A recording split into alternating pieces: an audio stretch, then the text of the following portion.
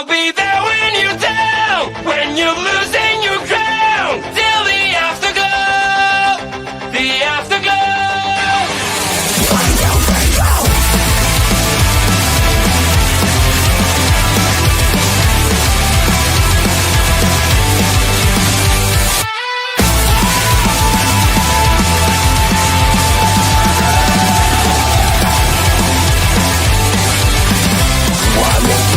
Fading away, you look so great when you gotta shine.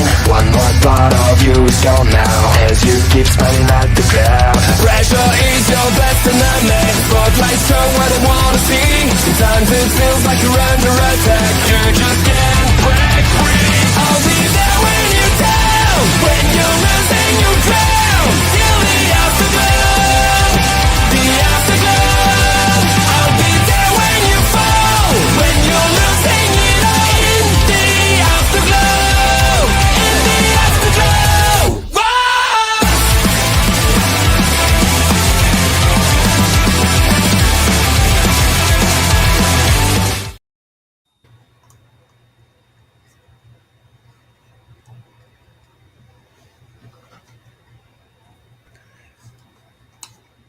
We are live here for the Smackdown Security Detail, our final episode of the Smackdown Security Detail.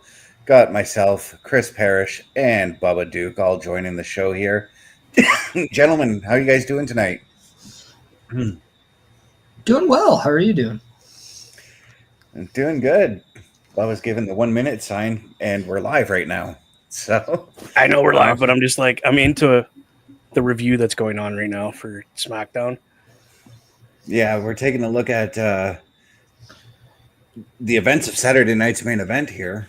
It's still a fantastic show, and a show that I've gone back and watched a couple of times since it aired live. Yeah, I didn't get the privilege of watching it, but we have a I've seen highlights on Instagram Live. Nice. Pluggo.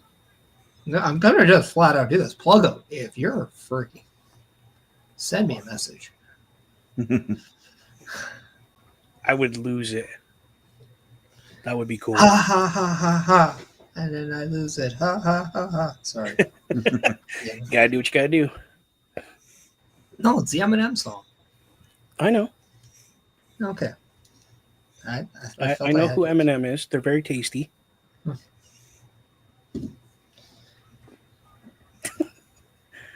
Really? I thought that was funny and nobody laughed.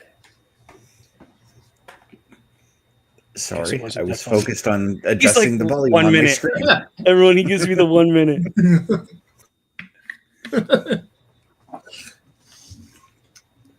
I will mention, though, this storyline they have going on with KO and the Winged Eagle title is awesome. Oh, yeah. Well, and just that, and then you're adding in the package pile driver in its back, and like you're adding these moves that were quote unquote banned, and you're giving you that mix of like the nostalgia, but you're also mixing in with today's day. And then you have Kevin Owens bringing stuff back and then reclaiming, or he's taking that Winged Eagle title and pretending it to be his championship. Right. And then defending it on house shows because he feels he's the right champion and Cody Rhodes is not. Like, just to give you that sense of Kevin Owens could just be a little bit delusional. A little. It's, just a little smidge. It's pretty good. I'm loving it.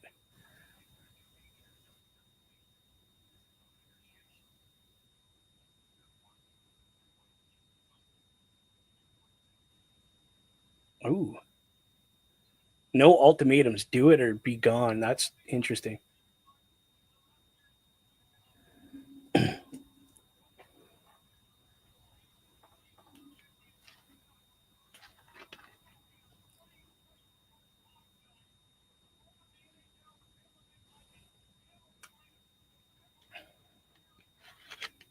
What did you guys think of that little segment by the boss?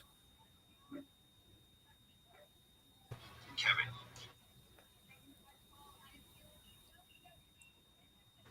It's interesting. It's definitely interesting. It is interesting, but I don't think he gives up the belt. No, true heel doesn't give anything up freely. We got Bobby Stats coming in and saying happy Friday, you guys. A very happy Friday to you, Bobby as well. I'm Bubba. He's Bobby. Yeah. Bobby. Bubba. So What's 4 up, hours of Bobby? sleep will do to you. How you doing, Bobby? Happy French Friday to you too. French Friday to you. That's great. Thank you. I made it up myself. Good job. Thank you. Could be a curly Friday for some. But it's a happy Friday for the new tag team champions in Bianca Belair and Naomi, who are now your official women's tag team champions. Oh, what's going on here?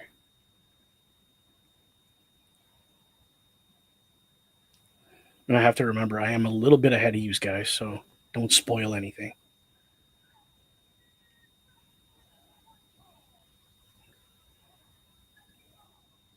Well, what we have was actually announced earlier by Nick Aldis, and there's a 6-woman tag match going on between Nia Jax, Candice LeRae, and Tiffany Stratton versus Bayley, Bianca Belair, and Naomi.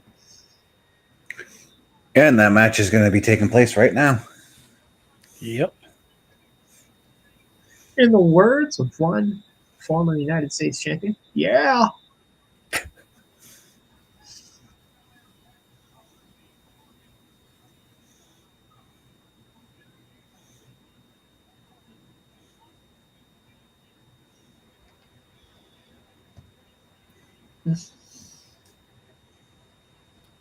Holy.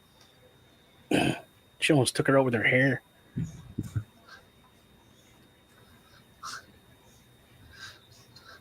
That wouldn't be the extension she wanted.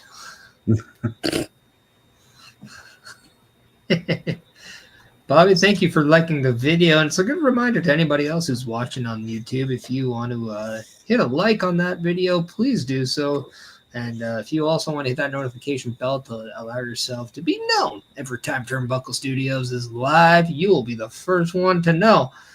And then you can also like, subscribe, and follow if you're on any of the other platforms like Facebook and or Twitch, as well as my X and Instagram account, as I appreciate everyone who is on and watching us right now.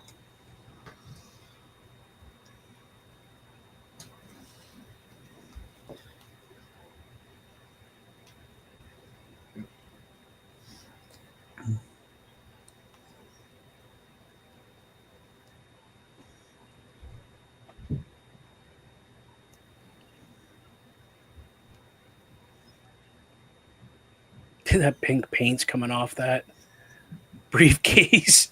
It's just been through so much.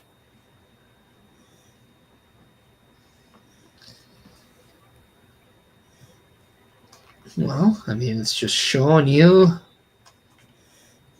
every little piece of history that briefcase has gone through since it's been won earlier this year. Uh-oh. The champ's got a mic.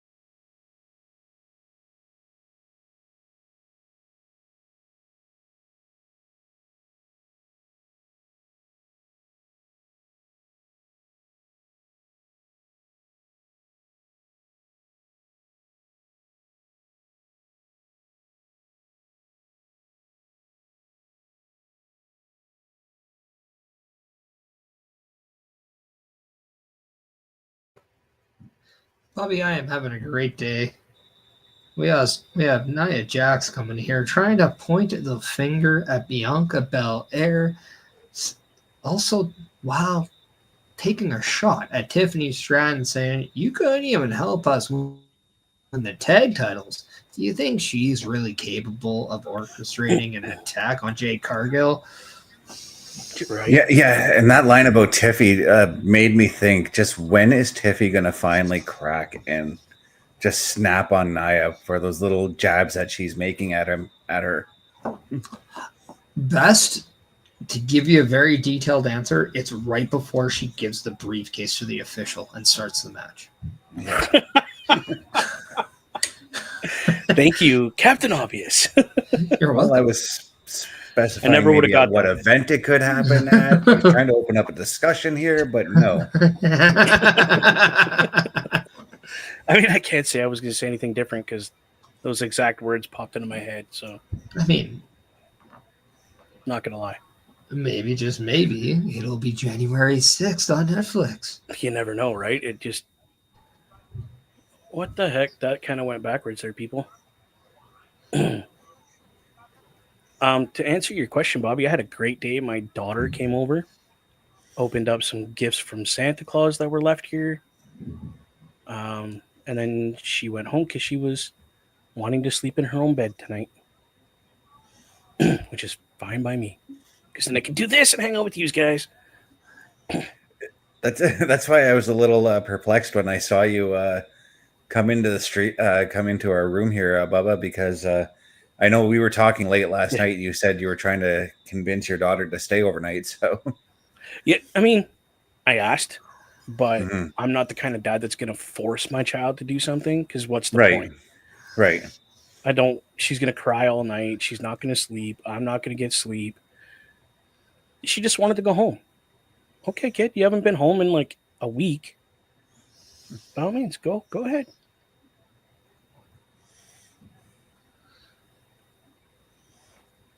So it only takes a week to get homesick of you, huh? Okay. All right. I mean, that's what you're saying. No, she was out of town with her mother at her mother's boyfriend's for a week. She hadn't slept in her own bed for a week. So I don't blame her. When I'm running the road doing like long haul in my truck, I love coming home to my own bed. Hey, I don't think anybody blames her. No. Yeah. A week is a long time. And especially when you're 7, that's a really long time.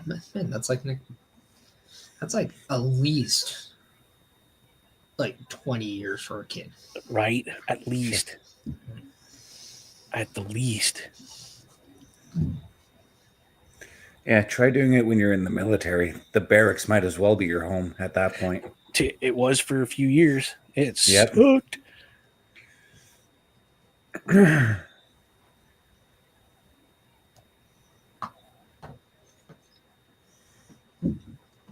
Now, this is the final SmackDown of 2024.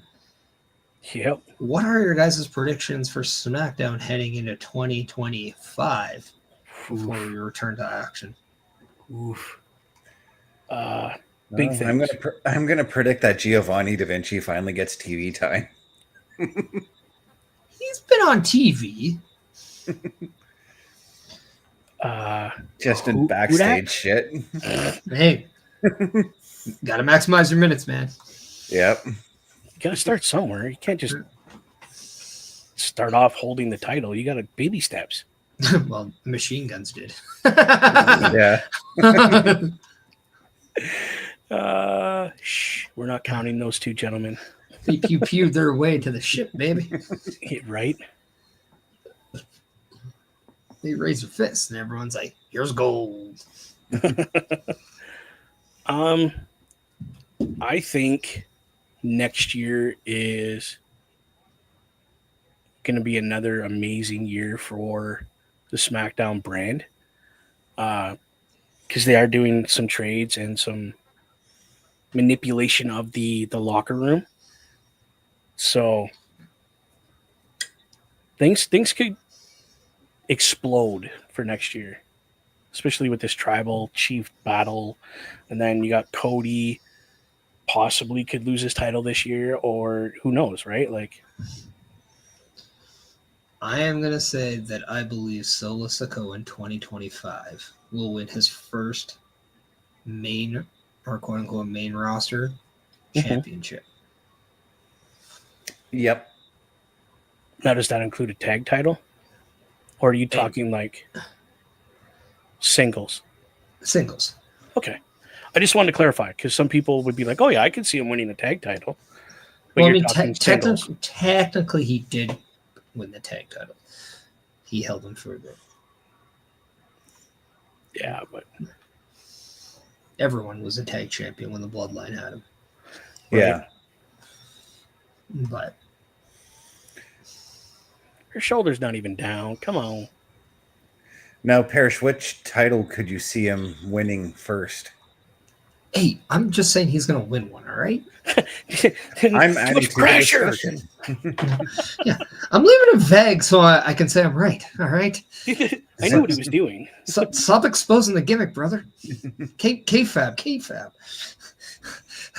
Right? Like, Bobby Stats is coming in saying I could see Carmelo Hayes winning a title in the main roster. Absolutely. I do think he is prime for the U.S. or Intercontinental within probably the next year and a half. If not, like a King of the Ring or ooh, that'd be cool. Money in the Bank.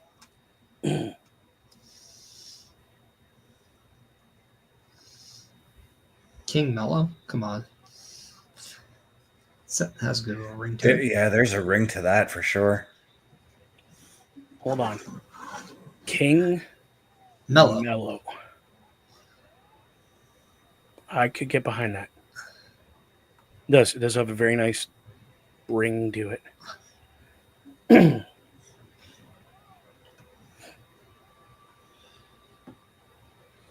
King Mello Hayes. Oh, yeah, there we go.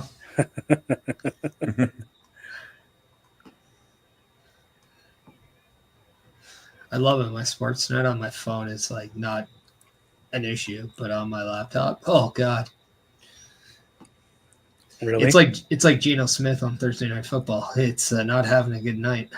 Oh.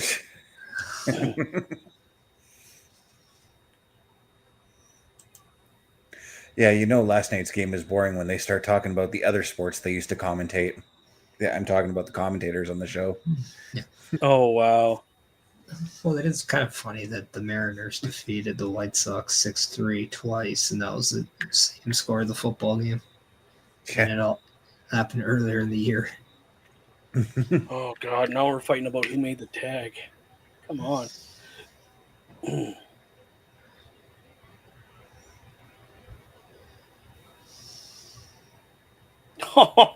Wow. I've been waiting for somebody to do that. Oh.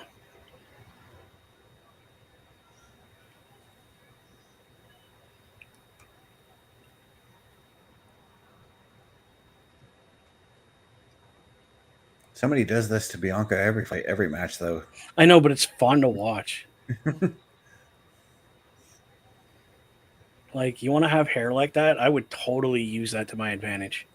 I'm surprised nobody tried to like tied it against like the ropes. I thought somebody had. Like what a way to like get her to lose by disqualification where you tie her hair to the ropes and she takes more than the count of 5 to get away from it. Oh. Yeah. I feel like somebody. Go ahead, Best. I was gonna say, I feel like somebody has tied her to the turnbuckle at least with the hair. You'd have to look that up. I don't know, because that would be funny if someone asked. Yeah. I think they tried tying it to a ladder during a ladder match. Tie it, throw the ladder over the rope. Oh, God. You see the ladder going over, all of a sudden Bianca just goes. You just see them. Bobby Compton saying Carmella is winning the United States Championship in the future. Yes. I just don't think it's from Shinsuke Nakamura. No, definitely not. Who speaking of Mr. Shinsuke Nakamura, who would you put against him to take that title? I think LA Knight's going to take it back, to be quite honest. Yeah. You think so? You think LA could get it back off him? Okay. I think there's a reason why they're protecting that match right now, and they haven't gone right back to it. Okay. Kind of build it up a little bit. I wouldn't be surprised if LA Knight wins the title back at either at Saturday Night's main event later in January, or perhaps at the Rumble. I was just gonna say the way you worded that, Parrish, it clicked in my brain. Like they could be building it for the main event for Saturday night's main event. I don't think it'll be main event, but it could be for that event. Mm-hmm. Hey, that would be cool though. Okay.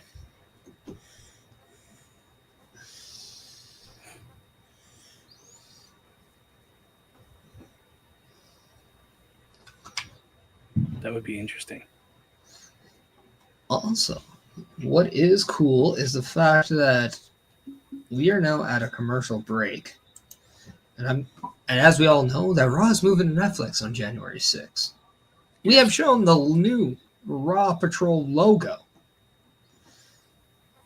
But please join us one last time this Monday for the Raw Patrol as we say goodbye to what we know about the Raw Patrol as we look forward to the new age. So if you want to see the very last time you see what the Raw Patrol looks like as you know it now, come join us on Monday at 8 p.m. Eastern. That's right. Because I can guarantee you, we got new toys. Oh, yeah. Yep, we do. Bobby Dino's doing his best. I love your guys' show. Like, Yep. just out of curiosity, are you putting your hands like this, like Jacob Fatu, and be like, love you? You guys are show. I did do that to a kid. I know you did. My last show. It was awesome. He was wearing a Jey Uso shirt. I was a heel. Well, yeah, you got to use that. So I put up my arms like I was going to yeet, and then he was getting ready, and then I just said, no yeet. And then he was like so shocked. And then I put my hands in there and be like, I love you, Solo. And his dad just laughed at his face. It was fantastic. That's very good heel move right there. That's for sure. Oh, Bubba, you were saying when you when trouble. Can I talk, please? Bubba, you were saying like when WWE moves to Netflix, you're looking forward to watching ECW programming right now. Yes. Right? Yes. There's been a bunch of ECW programming being uploaded to the WWE Vault on YouTube right now. Dude, that is sweet. I'm gonna love it. Papa Burritos is putting sense together.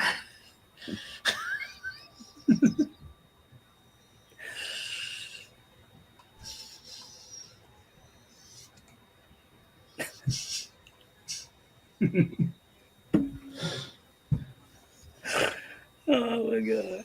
Focus, Bubba. We're on stream. I'm just trying to do my best OMD impression right now. Well, then you should have been going and taking a piss a long time ago. I can't do that. I'm a trucker. It takes forever. But my phone is. I think it's my kid. She's sending me silly pictures and. The 6-woman tag match so far has been pretty freaking good. Yes. Yes, it has.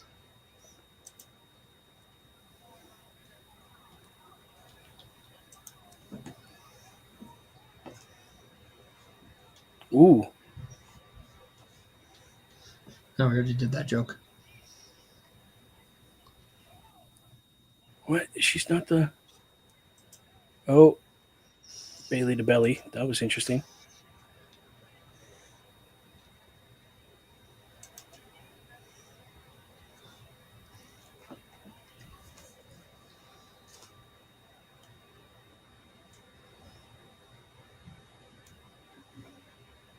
Wow. Okay.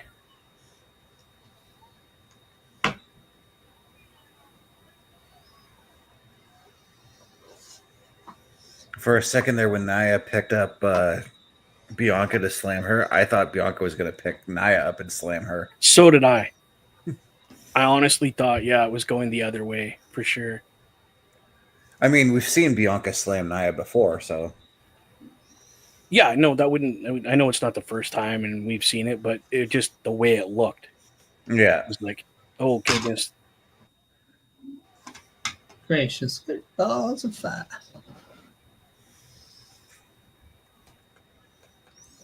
Is she gonna do it? Do it. Do it. Do it. Do it. Do it. Do it. Do it. Do it. Do it. Oh, the girl's not gonna. Oh, come on.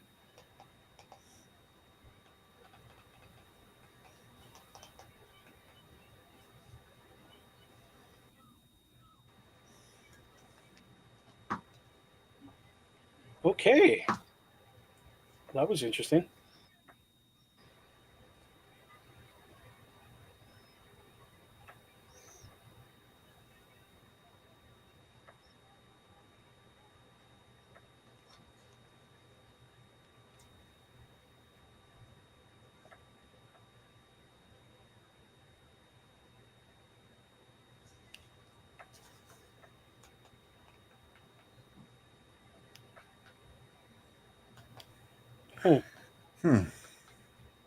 Did not see that coming.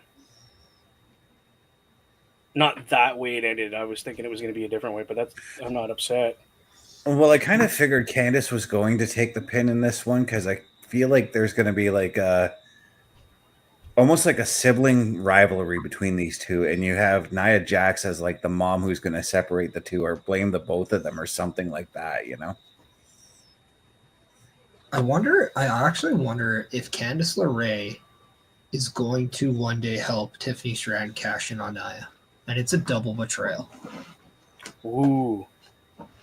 Something you don't see coming, but it's there. Exactly. That could effectively turn Nia babyface. Mm-hmm. Effectively. If done properly. Or Mm-hmm.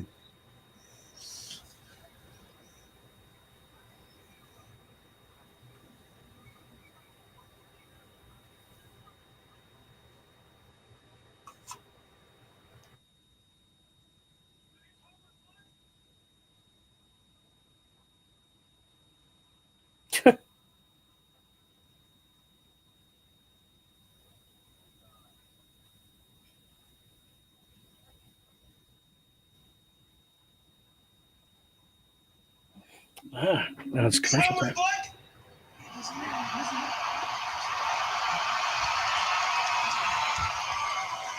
The heck? Nick, we should talk.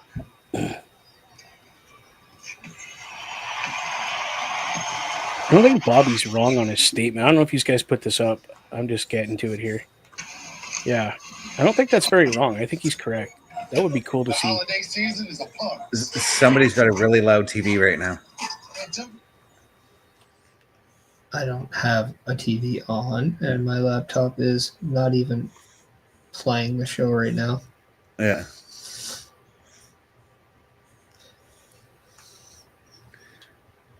But no, Bobby's. You're right on that one. It's always nice to see Candice getting showcased on SmackDown. I do agree. I think she's going to be a future contender for the women's US title as well. For sure. Yeah. I wouldn't say near future, but like give her 8-9 months, maybe. Well, That yeah, because area, what right do you now, think? Chelsea Greene has the title. Yeah, and she's going to be having a celebration later tonight. Woohoo. Which I feel like in that promo, we're probably going to see who her first contender is going to be. I still think it's probably going to be Mia. That's what I'm leaning Michin. towards as well. I think you got to kind of like they're at one apiece now, or it at least leads to like a Piper Niven versus Michin match for like next week or something. Ooh, that would be epic. Too bad they didn't do it like tournament style. Like the We've one had place a- that we were talking about that does that for the title. They just do tournament and then that person takes on. I can't remember what. It was Speed. Yes, Speed. That's what. Right, we were talking about that. Thank you. I think that's a good idea. But I think WWE needs to lay off the tournaments for a little bit. You think so? Well, we've got one on Raw right now. We just finished the women's Yeah, US true title enough, eh? tournament, you know? True enough. You're right. And then not even before that, we had like a tournament for the number one contenders for, I think it was for the tag team titles or something like that. How about a battle royal? Just throw them all in a ring, and whoever comes out walking wins the number one contendership.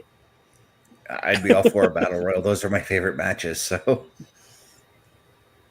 I mean, it's pretty quick and easy way to determine a number one contender, as far as I'm concerned. yep. I want to go back to the good old fan.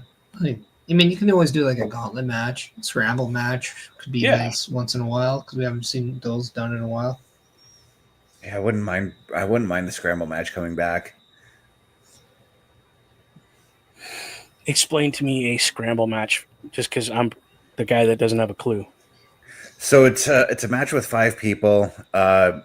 Starts off with two people. It's usually for a championship. Okay. The other 3 arrive at regularly timed intervals. I can't remember what the time was, but in a certain amount of time, I'm trying to figure out how to describe this a little easier. Is it kind of like a chamber match kind of deal? But No, it's like a multi-man kind of match. So basically, like, yeah, what he's right. So basically, two participants start, right, and every interval, whether it's 3, whether it's 5 minutes, somebody else would join in. Every pinfall or submission that would be applied, that person would become the temporary champion at that point. And then you have a select amount of time. So the match might be 25 minutes long in length. So whoever was a temporary champion by the end of the match would in fact become the ultimate champion. Now, they don't own the reign. They just become a temporary champion within the match. Yeah. So whoever is that champion at the end of that 25 minutes would ultimately become the champion. So whoever was the champion going in would then eventually lose it to whoever would be the champion by the end of said match. There's one point where they did one for the WWE title back a long time ago, and the Brian Kendrick had become temporary champion. Doesn't mean that he's going to be recognized as a former world champion because he never won the title. He just held the right to be the champion had the match ended. Okay. And he was still that guy. So that's kind of what the scramble match is. And I think you can have that for the number one contendership because being the temporary champion or the temporary number one contender, it's just an imaginary nameplate right now until the end of the match actually happens. Yeah. It was basically, I don't know if you remember, Bubba, but WrestleMania 2000, the Hardcore Battle Royal, that's essentially what the scramble match was. Okay. Except in the Hardcore Battle Royal, those hardcore title reigns actually counted. Yeah. That was kind of funny. But I get the concept. I get the idea that it's like two people start, one person enters after so long. And if you get a pinfall, you're the champion. Yeah. And if you can hold that till the bell rings at the end of the given time, you become that champion. Yeah. Okay. That's cool. I like that idea.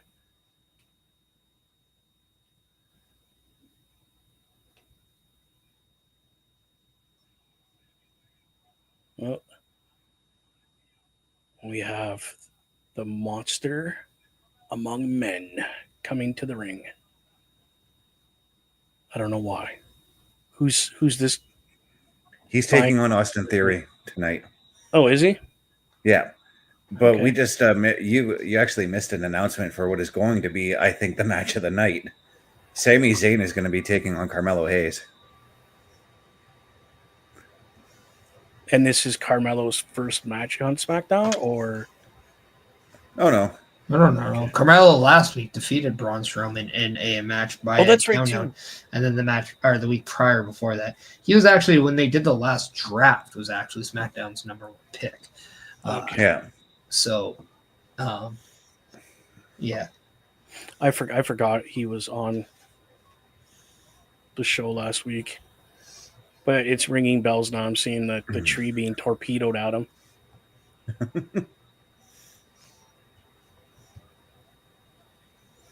Yeah, when Braun basically destroyed the Grayson Waller show.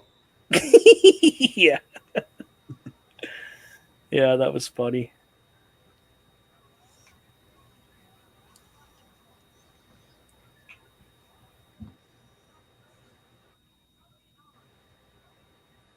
Holy.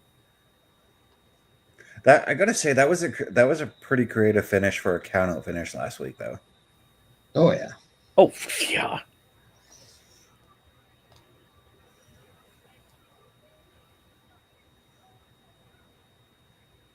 He hit him pretty hard with that chair too. In the backstage area. Gotta do what you gotta do. Do you want? I mean, do you want that guy just pissed off and mobile enough to get you? No. Exactly. No. I probably would have tried to hit him harder myself, but at the same time, safety. I get it. I mean, I don't think safety's in the concern of Carmelo Hayes at that point.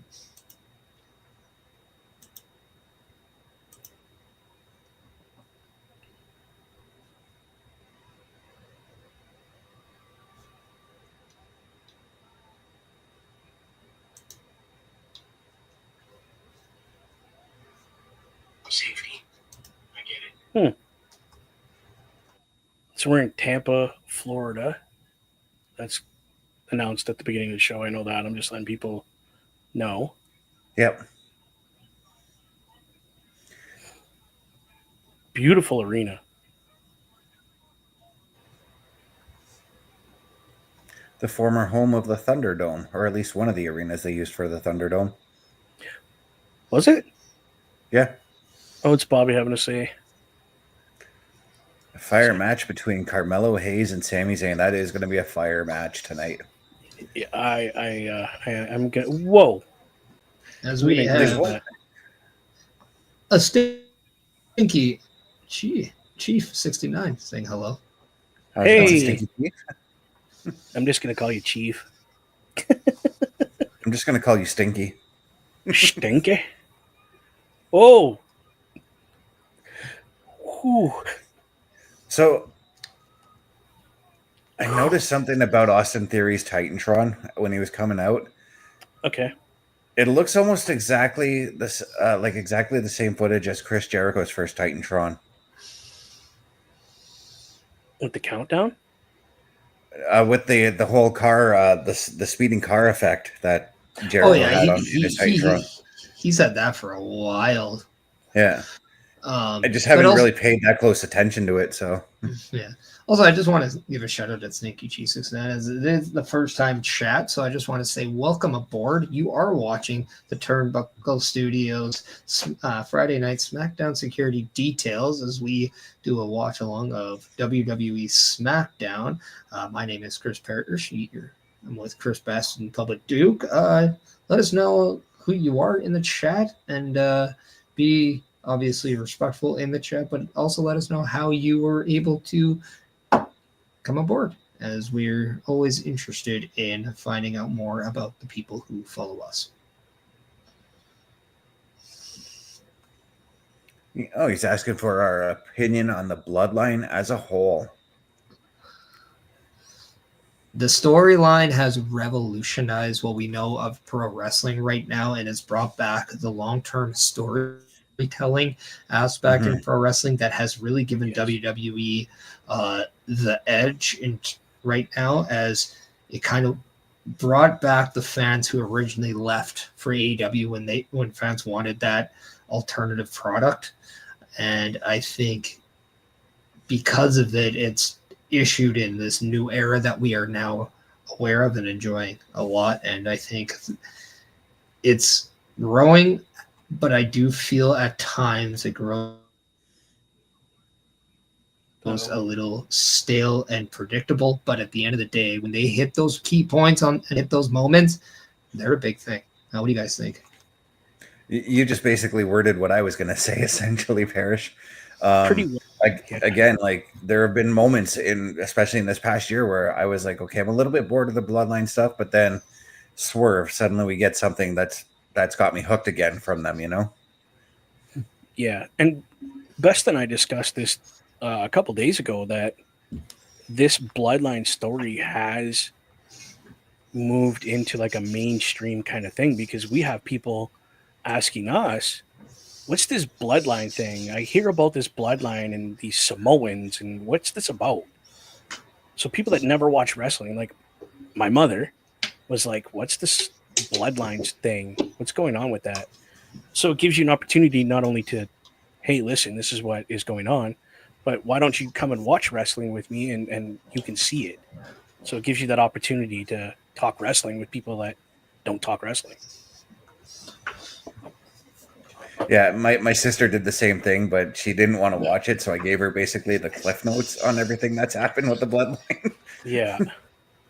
And I think too, like the one thing I personally enjoy out of the whole bloodline is it's allowing, due to the I don't want to say instant because it's been a while, but because of the success of Roman Reigns and how much the bloodline has really raised his stock to not just pro wrestling but entertainment as we know it.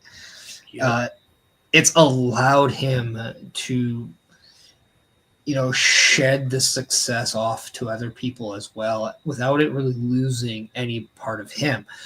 You look at kind of the evolution of a Jey Uso and what he's been able to do.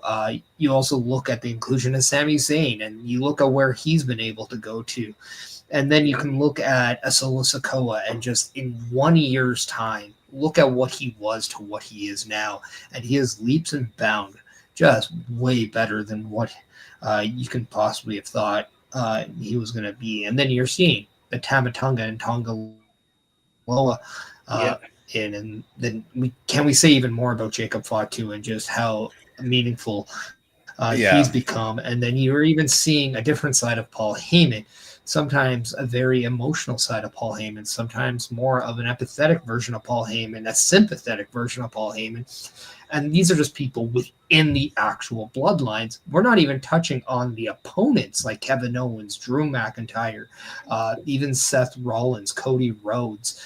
And then we haven't even talked about the final boss, The Rock, yet. And then also imply just how much the Ula Fala now means to professional wrestling, to the point that it's almost signifying the prestige as an actual championship when you look at what it means between Solo Sikoa and Roman Reigns and the Samoan family. So it's been given pro wrestling a lot if you really look at it. And here's the thing, it's made a boatload of money for the company, so we can't really so they're very happy. So in the words of Teddy Long, got the dollar bills, yo. And that's the thing too, because Bubba and I were talking about this on Tuesday for Turnbuckle Talk. We were talking about the breakouts. Sports Illustrated released their year-end awards for pro wrestlers, right? And Jacob Fatu got the breakout star of the year award from them. And we were like, he does deserve it, but we feel like Solo deserved it even more. So Jacob Fatu came in that close second, See, and I wouldn't even give it to either one of those guys, simply because I look at what Obafemi's done in the last year, and it's just incredible. And then you could look at, I mean, if we're talking breakout, the last year of Jey Uso trumps anybody. Let's be quite honest. I think Jey Uso is I think a big candidate of breakthrough. And I pointed this out on the show on Tuesday, was I think they misnamed it. It should have been the Rookie of the Year, and then they should have had a Breakout Star of the Year. They should have had two different categories, in my opinion. But it is what it is, right? And I want to get to this comment. And before I kind of retort to what you just said, Sinkichi says, could never happen probably, but at one point I thought this was going to be a WWE Bullet Club versus Bloodline. And something I think to note is when you're a wrestling fan, obviously the Bullet Club took everyone by storm. And obviously a lot of fans are here within Turnbuckle Studios, as you see the Turnbuckle Talk logo, very much Bullet Club inspired. But I think a lot of people wanted to see what the Bloodline will look like in WWE. Get that machine behind what it could be there. And then you see the Finn Balor come in, AJ Styles, Cody Rhodes comes back. You see Luke Gallows and Carl Anderson, Tamatonga and Tonga Loa. And we're seeing all these former members of the Bullet Club in there and wanting to have that. And Yeah. I'll be honest, WWE will never have the Bullet Club in WWE, simply because one, they don't own the names or the name right, and two, they will always mention the Bullet Club, but they will never include it in part of their programming, simply because there's just more of the backgrounds of these characters that they can do. They could be a lot more. Obviously, you look at the club that AJ Styles had with the Good Brothers, same with the Balor Club. Very Bullet Club-esque, but also back then, look at who was a part of that. He was basically just looking to monetize off the popularity and something like that, because Vince knew what everybody was thinking. He just obviously didn't want to use somebody else's ideas because it's Vince McMahon. He wasn't going to make money off it. So, but I mean, so obviously we're going to see that. I think if there's anything I really wanted to see, it would have been Shield versus, the Finn Balor, AJ Styles, and another, like maybe a Cody Rhodes, like leaders of that Bullet Club. And then you would have had the club versus the Shield, kind of, New Japan versus WWF. But to kind of retort your point about the rookie thing, I think you can easily have two different awards easily. Yeah, for one. Yes. The Rookie of the Year, 100%. And I don't think there's anything wrong with being called a rookie in wrestling.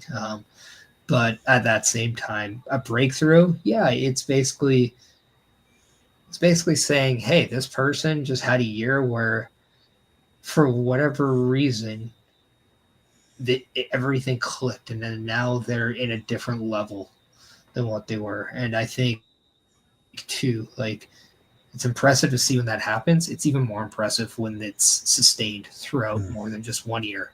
Right. Because I look at Chad Gable as prime example of someone that slowly is losing the luster of being white hot for going into that WrestleMania 39. And he's just not there anymore. Kofi Kingston had something very similar after Kofi Mania. And it's just a little different now with both of those members. But then I look at Jey Uso, and I can't see any sense of slowing down. Solo Sikoa, you can't see any sense of slowing down. With Jacob Fatu, you can't see him going backwards right now. So when it comes to breakthrough, I look at people that are not only going from one, or that are taken to the next level, but somebody that are making the next level, they're constant and not something that they're just capable of hitting once in a while. Yeah. And I think that's where Fatu falls for me. He has moments of where it's like, dude's up here. And then other moments, it just seems like he's down here kind of waiting. Yeah. Like he's just up and down for me. Yeah. Like I said, Rookie of the Year, hard yes on that. Breakout Star of the Year, no. But again, it's like we don't know what it's like you said on Tuesday, Bubba, too, where you were like, you had said I'd wait another year before I gave Jacob Fatu the Breakout Star of the Year. Yeah, give him that extra year to see where he ends up. But I think it's like very easily able to say, hey, look at what his impact is since he began, and what he means to the bloodline now. And I think that's a fair point of saying, yeah, maybe he is that exception of somebody who can get it right away because of how big the immediate impact was. So it's hard it's really hard to calculate, and that's why you kind of have to look at sustainability and just consistency. Yep. And I know very much the same thing could be said about somebody like Jay Cargill and even the Motor City Machine Guns, for that matter, as well. Yeah. But we don't know the criteria that they were using to pick these people. We're just going off our own opinion, just so everybody knows. It's just how we feel. Yeah. So, I was gonna. does he deserve it? You, Sure. Sorry, yeah. Go ahead, Ben. I was gonna ask if there's ever been like a guy who's won the Breakout Star of the Year kind of thing, and then flopped the following year. But Ahmed Johnson, I remember very well. Who? Ahmed Exactly. Johnson. He was mid-90s, man. He got what I meant. I know who he is. Yeah. He was one of my favorite wrestlers. I have his action figure. I had it, and then my dog ate it. I had it in the red, and then I remember painting it to be the Nation of Domination colors. Dude. Yeah. When he joined the nation, eh? Exactly. We'll get to Bobby's comment before we get to Stinky Cheese next one, which is great. Thank you guys so much for having a nice, healthy, active chat right now. We definitely appreciate that. Bobby's coming in saying, since Sami Zayn is wrestling on SmackDown tonight, could he be involved in the trans for a window? Very much so. Everybody is.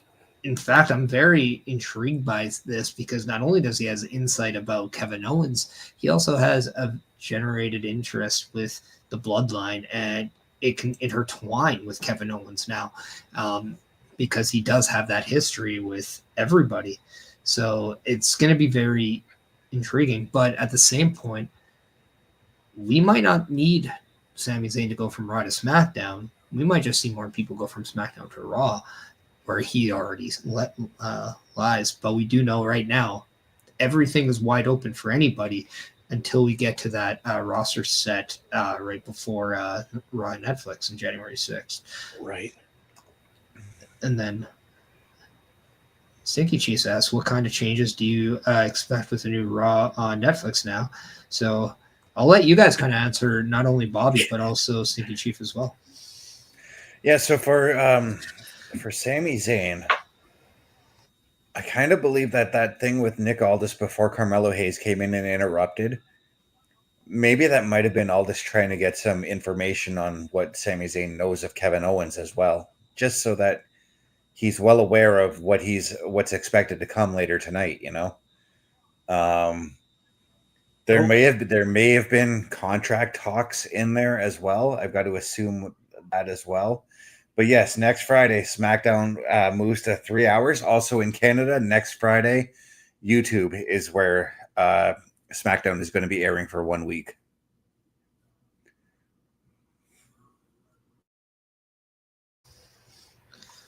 As far as the changes to Raw and Netflix, anything. I've heard reports that the running time could be 3 hours. It could be 2 hours and 58 minutes. It could be whatever. Now, I think for the most part, it's going to average around 3 hours at minimum. But what we're going to get is probably a lot more in-depth storylines, character development. I think there's going to be a lot more time added to the Women's Intercontinental Championship or United States Championship, depending on which one does fall on the Raw brand. I think we're going to get more non-title feuds and storylines. I really hope the Tag Team Championship is going to be more of a primary concern for the show, as I feel like that's been maybe one of the more of a weakness on Raw right now with the inactivity of what the Judgment Day did with the titles. Even though I like them as champions, I just hated the reign. But yeah. Whether or not we're going to get more color again, we have gotten that quote unquote color, aka blood. But I think as long as it means something and it's just not done for the sake of doing it, I think the blood needs to be for a reason. It can't just be, hey, look, I took a bump on my face. Oh, now I'm spewing. It needs to be adding to the storyline being done that makes sense. Yeah, and then Bobby coming in saying we can see more wrestlers getting TV time too. Exactly. Exactly. Yeah. I think when we said that maximize your minutes, that's definitely something that you've heard probably at people say in interviews. It is a thing when you're talking about television in wrestling, but at the same time, now we're going to get a lot more minutes allocated to people, and we're going to see really who the ones that stand out on TV. And this breakthrough award for next year, that's going to really be fun to talk about. Yeah. Very true. Also, too, Hunter's already come out and said that the shows are going to be a little bit on the uncensored side. It doesn't necessarily mean that they're going to go like back to like the Attitude Era. They're just going to kind of push the envelope just a little bit more, you know? Yeah, and Nick Khan has already flat out stated that they're not going to really change the rating system of what it's going to be like that much. Like, is it a PG-13? Really, like, what is PG-13 in 2024 now? Because it really, right? It's whatever. I think we're just going to see more of if the shoe fits, we're going to see some nice new sneakers. Yeah, exactly. My opinion here for the Sami Zayn thing, again, I think it was just trying to get information out of Sami Zayn at this point to see how Kevin Owens is going to go. And the changes for Raw, other than like obviously the logo and their time, how long they're going to run, I think you're going to get the same product. It just might be a little, like they were saying, a little more closer to the risque point, not stepping too far over that bound. Color, I can't say anything about that because I mean I was a hardcore guy when I was wrestling. Yeah, I'm gonna agree with Parrish on that. It better be for a reason and not just, oh, I tripped and fell and hit my forehead, or oh, my arm's bleeding, whatever. You know what I mean? Like, do it for a reason. Make it worth doing it, not just because you can. You guys. Thank you, Same Chief. name on I YouTube. did Yeah. answer your question in there. But we will be showing you a little bit more information about not just Turnbuckle Studios, but the Turnbuckle affiliation program, and as well at the end of the show, we will be handing out our socials and where you can find us individually as well, if you do want to stay. As we do hope you stay along. Also, since you're new, if you do like what you see, Stinky Chief, make sure you hit that subscribe and follow on the Twitch. We would appreciate that. If you have already, we appreciate you. I just have not been looking at the dashboard yet. No, I've been doing my thing over here too.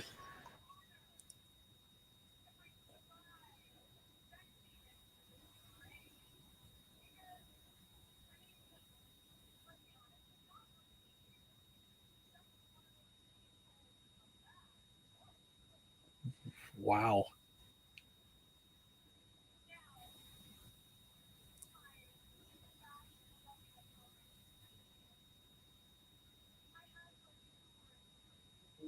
Oop.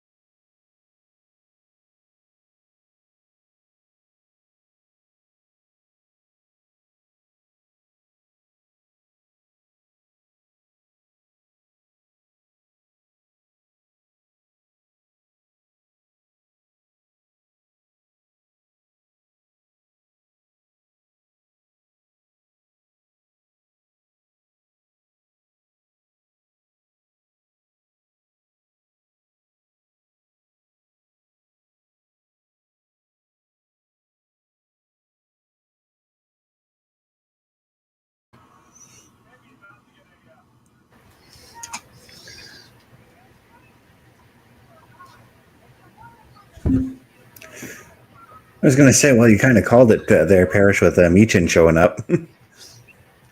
Yeah, thank you, Chief. 690, if you're new to the channel, calling things is, that's what I do. Yeah.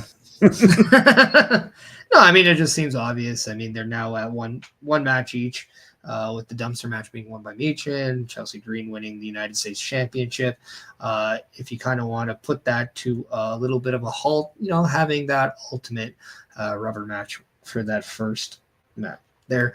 And honestly, given kind of how this promo was, I wouldn't be surprised if Piper Niven ends up turning on Chelsea Greene down the road. Yeah. Again, with that comment she made, right? I mean, you got to always look at, okay, why is that happening? They just don't do that anymore for the sake of doing it. There's always a foreshadow reason, and I think you have to look at that eventually. Now, I mean, they're not going to win the tag titles right now. They've invested in singles championship with Chelsea Greene. So now does Piper Niven now get a little bit jealous of that fact? Or is she just maybe mad with all the times that she takes the attacks for Chelsea Greene? Like we're seeing right now with the kendo stick.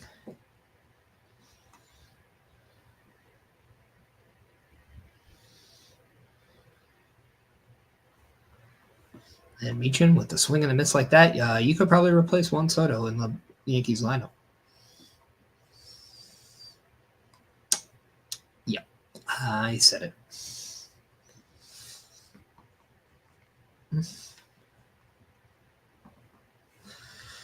And Stinky Chief, by chance, if you're wondering why sometimes people just go silent, they do pay attention to the backstage promos and kind of what's going on.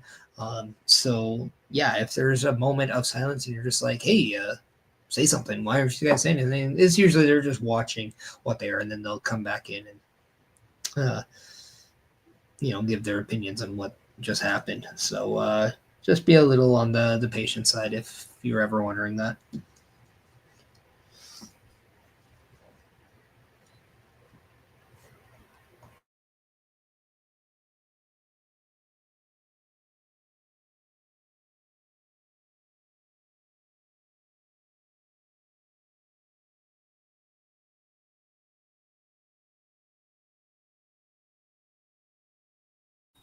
Whoa.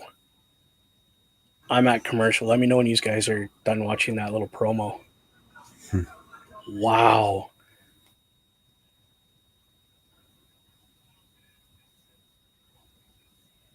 Holy. I want opinions on that. What just happened?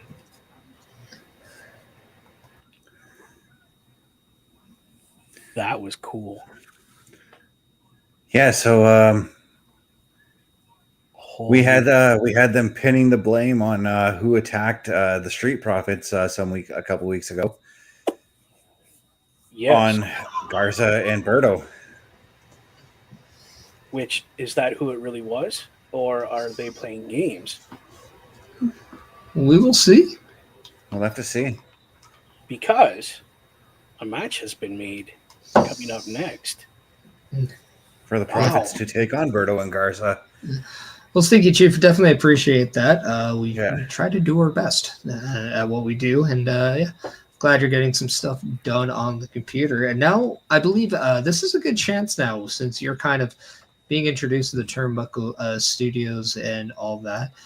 We are a part of the Turnbuckle Affiliation Program, which is a great introduction to podcasting, to content creation, and to the use of StreamYard, and a welcoming tool into the Turnbuckle Studios family. So if you want to see what that entails, check out this video to see more. Turnbuckle Studios and the Turnbuckle Affiliation Program bring you the week of streams. All times are in Eastern Time. Monday nights you get the Locker Room Breakdown at 7 p.m., followed by the Raw Patrol at 8 p.m. Tuesday brings you the flagship show, Turnbuckle Talk, at 8:05 p.m. Wednesday we play games with the PlayStation Showcase at 8 p.m. Thursday we get a variety stream with the Boar's Nest at 8 p.m. Friday we game again with Unleashed, the Jessica Wilde story at 7 p.m. Following the game, join us for the Smackdown Security Detail at 8 p.m. The weekend brings you Saturday Night Gaming at 8 p.m. On Sunday, be sure to catch the Chris Parrish podcast at 12:15 p.m. Be part of the shows and join the chat every day.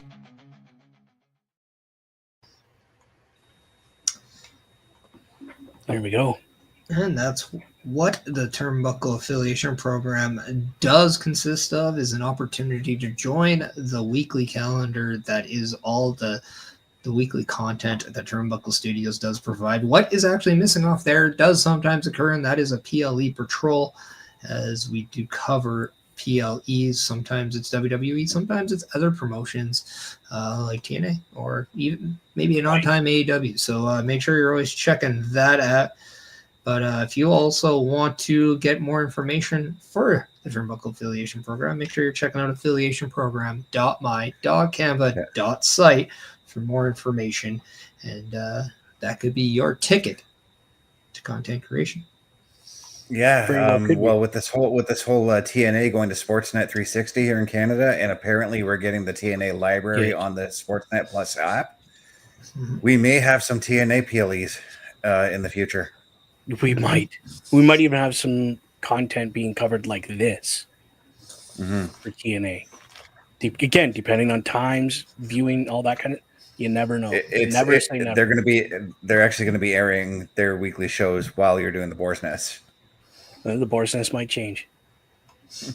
We might just start doing TNA wrestling. Oh, Stinky Chief. Do we believe in Joe Hendry? I most certainly do.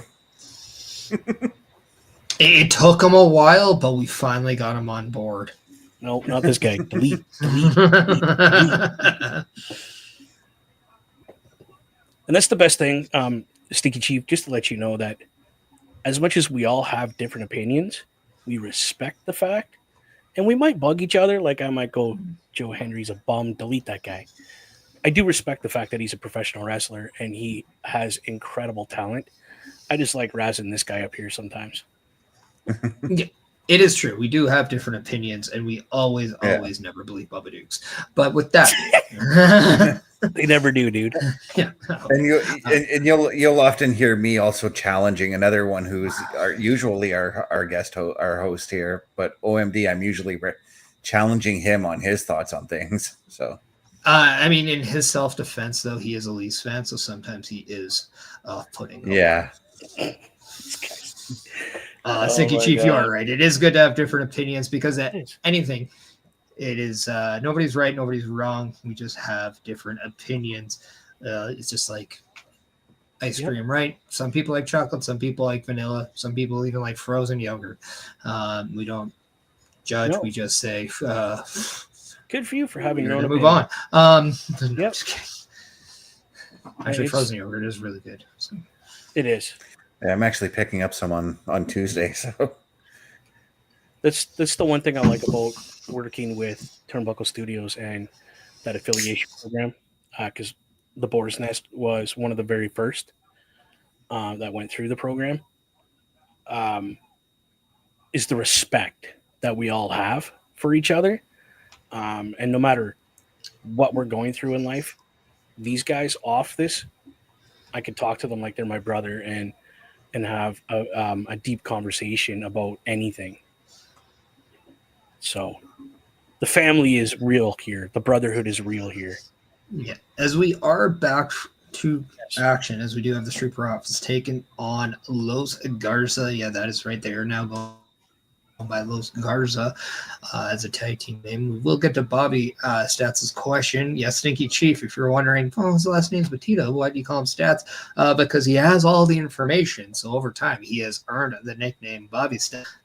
And he's asking, which TNA wrestler would you guys like to see appear in the Royal Rumble match in 2025?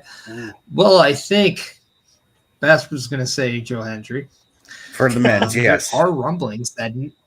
There are rumblings that Nick Nemeth could make an appearance. But, I mean, Josh Alexander for me. I'd like to see some Josh Alexander in the Royal Rumble. Is he not? I'm not opposed to that either. Before that, No, his contract ends in February. Yeah, he is a free agent as of February 15th. He has said that on the Chris Van Vliet podcast, Right, but okay. he is open to the idea of the Royal Rumble and hopes that is something that they do work out.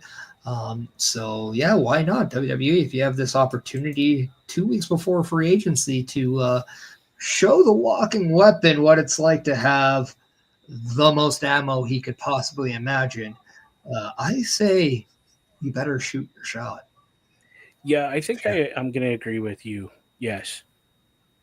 He needs to come and join the fun. Yeah.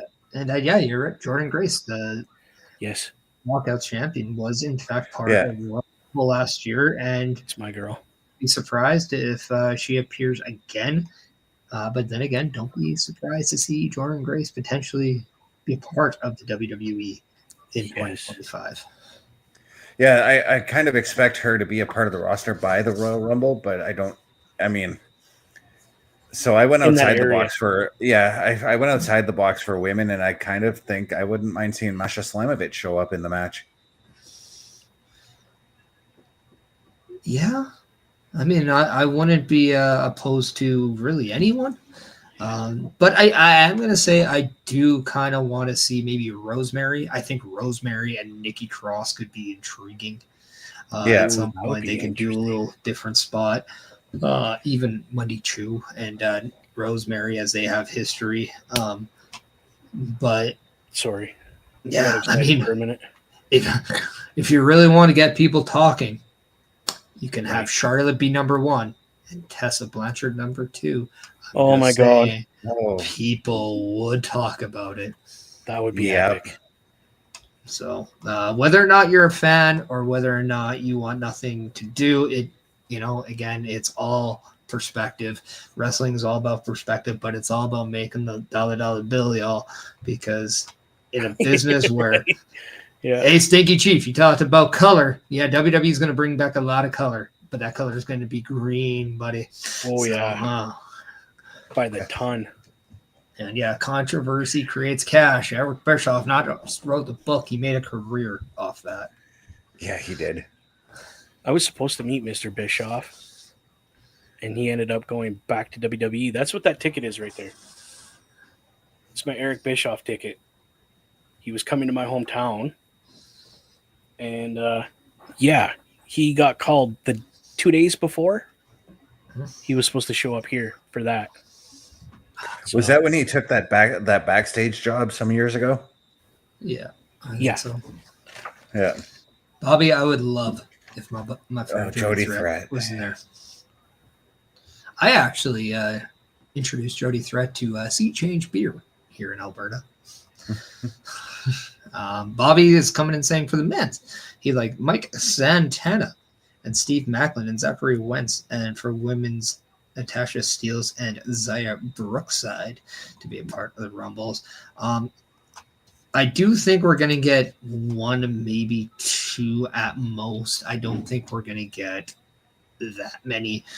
There is just too many talented people inside WWE for them to really go out of the box that much. Now, if they were to bring back the 40 men Royal Rumbles, then yeah, I could see them bringing a lot more talent outside of TNA. But I don't ever want them to go back to that. Yeah, don't. Please don't.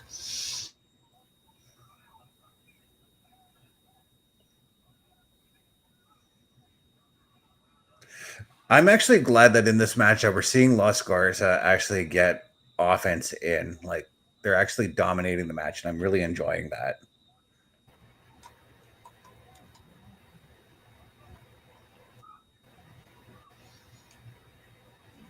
Yes. Yeah. Sorry, I'm agree. involved in this match. I'm thoroughly enjoying this tag team. I think it's just also nice to get something on SmackDown that's not involving DIY, the Bloodline, the Motor City Machine Guns, but it's still in the men's tag team division. I think that's what I'm enjoying. We're getting a little bit of depth in the SmackDown tag team division, which I think hopefully coming into 2025, we're going to see that tag team division. Well, I mean, there's probably going to be some sort of tag team title implications coming out of this match, given that DIY was sort of involved in that backstage segment. But we'll have to wait and see on how that goes.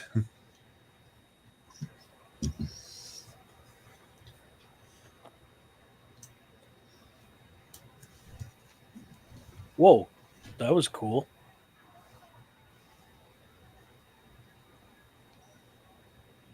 Okay, can I know who the Street Profits are, but who is the young lady that is escorting them to the ring now? BFAB. Yeah. BFAB. Not a clue. BFAB was with them when Street Profits joined Bobby Lashley for a little bit. BFAB was kind of there with them because BFAB was with Bobby Lashley and kind of other people. And then when Street Profits came in, she kind of took that role. And when Bobby Lashley was let go, she remained with the Street Profits. Just stuck around. Yeah, and she and I think actually it just go ahead. It adds so much more to them as a team, I think, with BFAB in their corner. Okay. Yeah, and it definitely creates that kind of separation from the Street Profits and Bianca Belair. So as we all know, Montez Ford and Bianca Belair are married in real life, and allows them to kind of do their own thing without having to intertwine with one another. Okay. But also at the same time, it gives BFAB something to do and gets her acclimated to the in-ring, which a lot of people backstage have been giving her praises, management, wrestlers, everyone higher up included. So you could probably see a lot more BFAB moving forward. Yeah, that triple threat match she had in the women's US title tournament she was awesome in that match. Okay. Like I said, I'm like I haven't watched SmackDown in a while, so I'm kind of trying to reacclimate myself to who's who, what they do. I mean, if you don't know the Street Profits, you're pretty silly because they're an amazing tag team. Mm-hmm. Oh, what is going on here? Oh, I did not see that coming.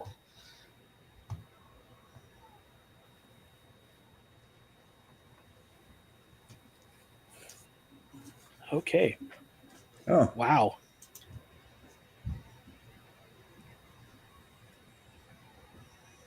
You're talking about that kick that BFAB just gave Elektra Lopez, eh? Yeah.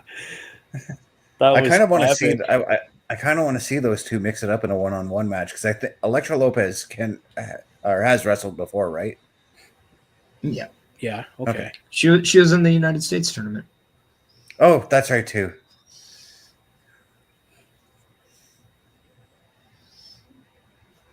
That was a great good match. Finish. I'm not familiar with the other tag team, but that being said, this match has intrigued me to learn who they are.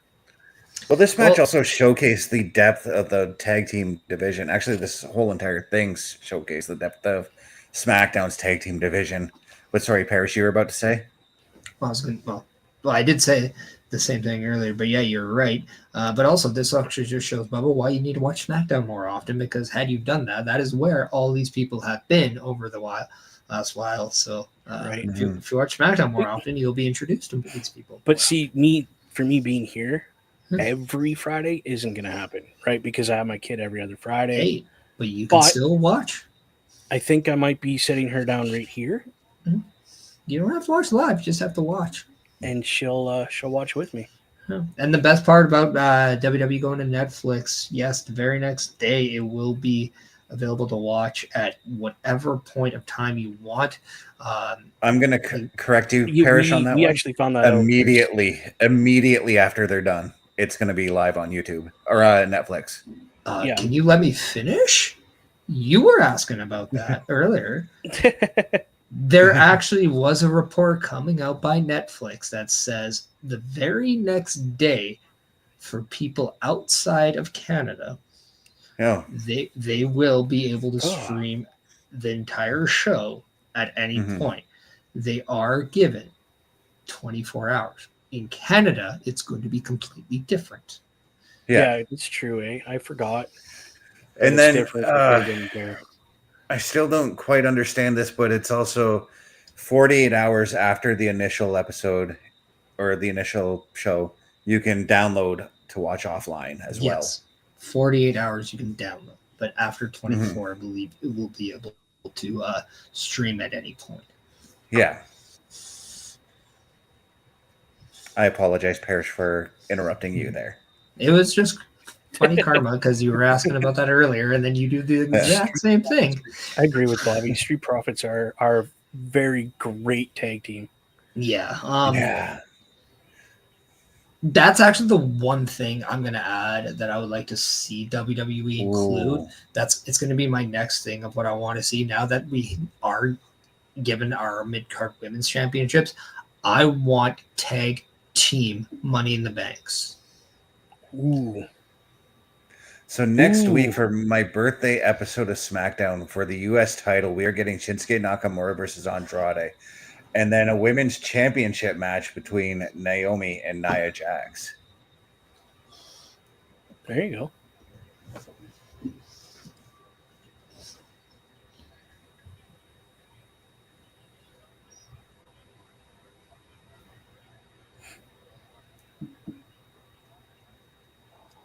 Oh, did I put my Bob back? Yeah, I put my Bob Backlund up here with the Winged Eagle title on. Okay. The one he held for only 3 days. Yep, and it's autographed. Sorry, that was in relation to the little promo they were putting across the bottom for Iron Sheik.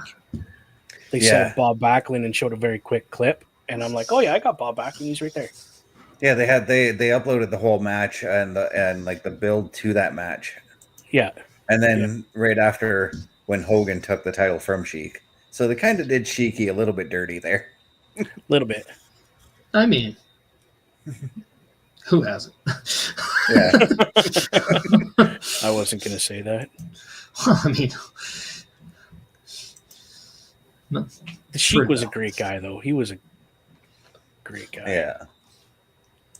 Hey, he said what a lot of us thought on a daily basis. He tweeted it. That's the thing, right? Yeah. That dude had zero filter and didn't care. Because what are you going to do to an old guy like that? What do you mean? You know what I mean? Like, even on his deathbed, he probably could have whooped all our butts. You know what I mean? Like, he was a tough dude. Why would I want to do that when he's saying F the Hulk Hogan? Yeah. Why would I want to do that when he cursed out the Ultimate Warrior in the middle of a convention, too? Right?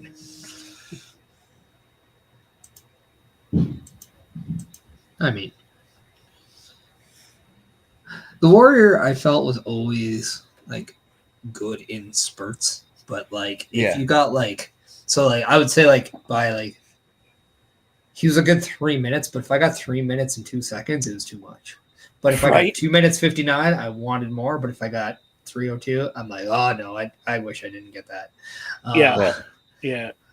And it also depended on who Warrior was working with. Like his matches with Rude, I was fine with those going for 10 to 15 because Rude actually made Warrior look good in those matches. Rude carried those matches, I should say. Well, Of course he did. See, now I disagree with the word by you're using the word carried because I don't think he did. Now, did he bring in a great version of him? Sure. Did he bring out the best Ultimate Warrior? Yeah. But at the same point, too, Ultimate Warrior brings in his skill set that absolutely works well better with a Rick Rude than it would with a Hulk Hogan. So, because like Hulk Hogan directed Ultimate Warrior through their match at WrestleMania 6. Yes, we know that Ultimate Warrior is not a guy that's going to he's not going to give you your best match. You're going to give Ultimate Warrior hit. That's okay. Yeah. But what Ultimate Warrior is going to do is going to bring a skill set that very few people know how to monetize and maximize. And Rick Rude is one of those people who are smart enough to understand how to work there and get the best out of a situation with Ultimate Warrior, opposed to like, insert person's name without crapping on them. Mm-hmm. Yeah. And even Savage did that too for Warrior as well, I mean, WrestleMania 7, like the storytelling in that match between the two was just fantastic. I mean, look at the moment the Honky Tonk Man and him had. Is Honky Tonk and Ultimate Warrior a match you really wanted to see?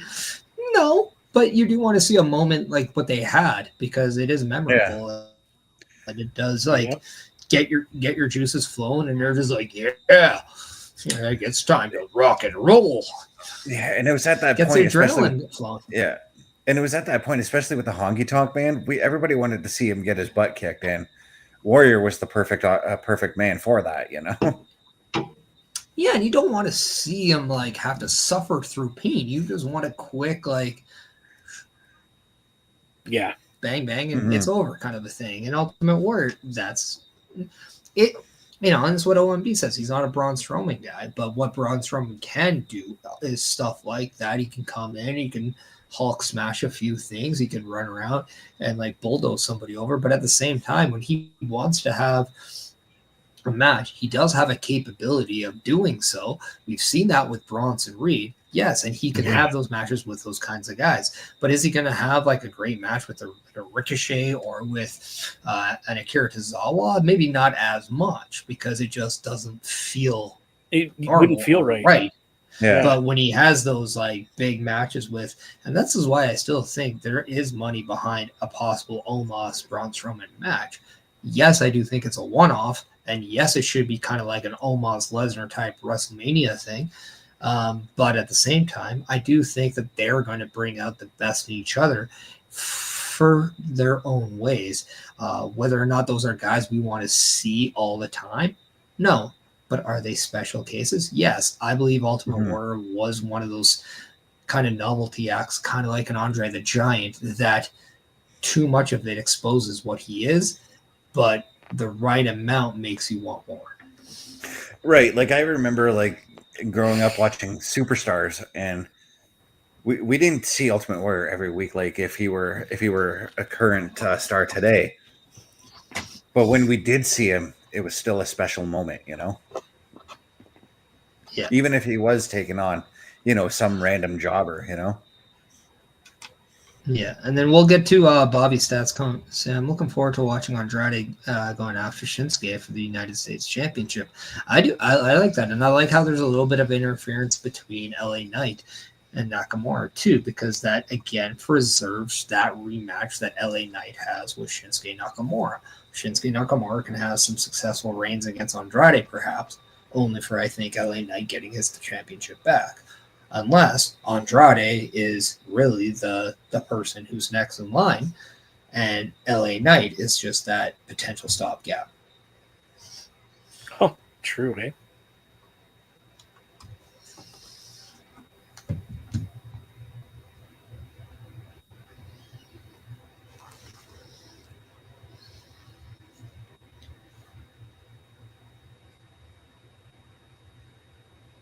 Oh, we're getting the Sami Zayn match right now.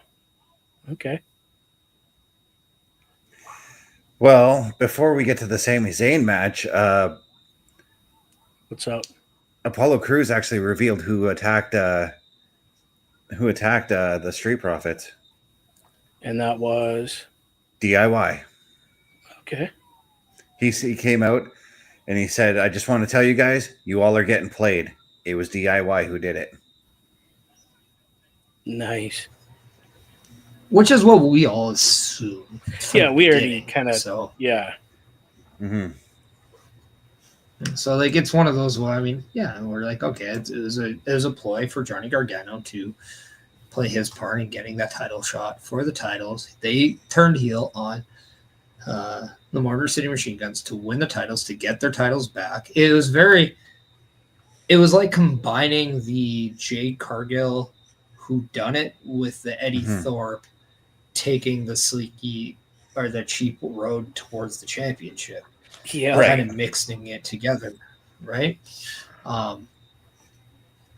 So, yeah. And with all like the whodunits kind of going on when it was who took out Jey Uso, who took out Jade Cargill, who took out the Street Profits, it was also different from every single one of those. Exactly. And also who took out Eddie Thorpe, which kudos to that one, by the way. Brilliant on the Eddie Thorpe angle. Yeah. I almost forgot who did it, but I had to replay the segment in my head. Yeah.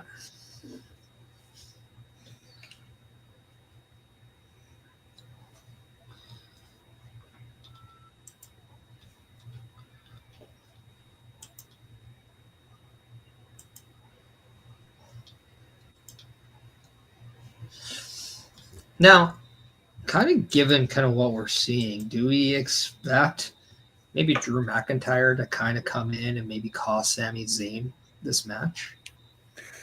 I'm leaning towards that because, I mean, it's clear that as of Monday, Sammy's issues with Drew are nowhere even close to being done. Yeah. And then that this is a good way to maybe bring in Braun Strowman in to kind of counter. Mm-hmm. And then maybe we can come back with like a tag match with Sammy and Braun versus Drew and Carmelo. I like where you're going with this.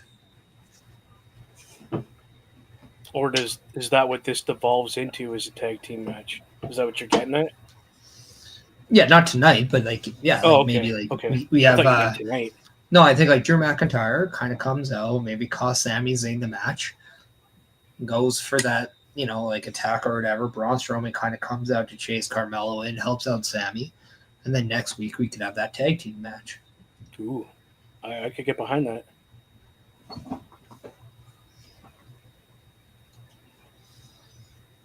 And then with that tag match, what you could do is then have the Bloodline get involved. It'd be right up Drew's alley.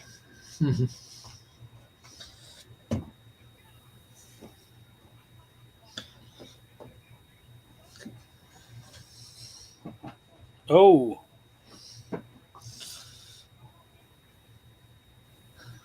There's something about Carmelo's t-shirts that I'm enjoying. It's almost like he's bringing back like past graphic ideas and making it modern again.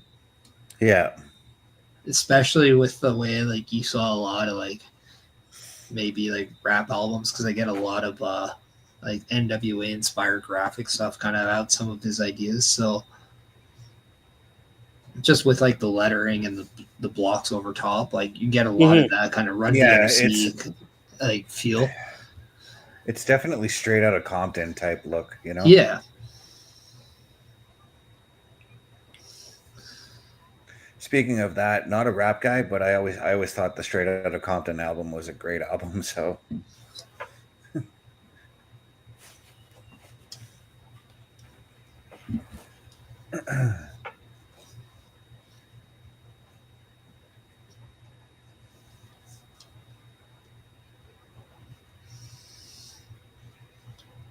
and that's exactly what I expected out of this match. A very highly athletic match to get it going here.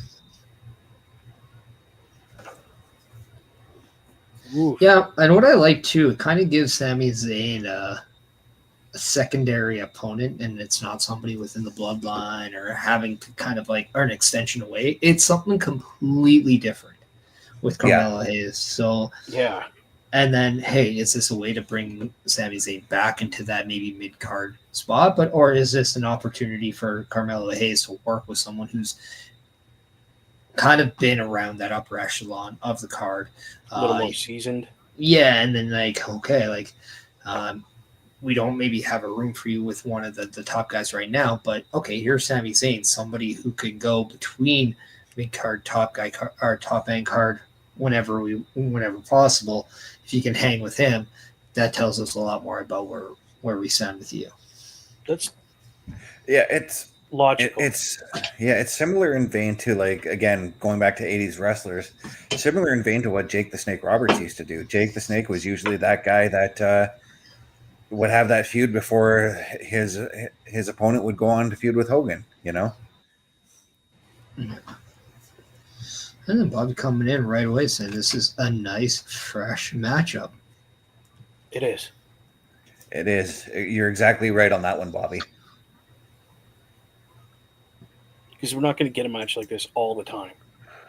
Oh, we could. We very well could. They could, yeah. Maybe they're giving us a little glimpse into what's going to be happening in the new year. Well, foreshadow.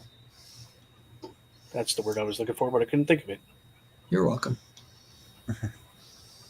You have just been educated. Educated. That's my learning for today. Got to go to bed.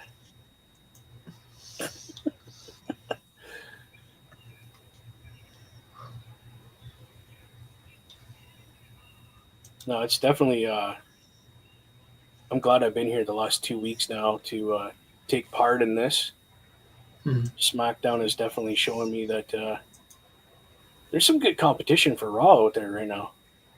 Oh, yeah. And it's not even on a Monday night, which makes it even better. Well, if Friday Night SmackDown was on a Monday, I'd be like, somebody in that company, I think, ain't doing their jobs well. Somebody forgot. Well, it's like, crap. We're doing Fridays on a Monday again. And Mondays on a Friday.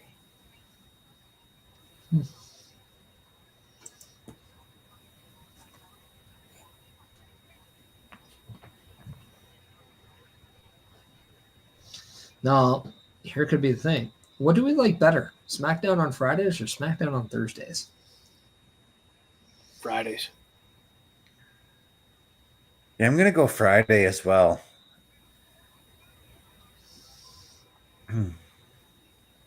Care to explain? But I'm not gonna lie though. I did enjoy SmackDown on Thursdays in high school because that just meant Friday mornings going and talking with my buddies about what we saw on SmackDown.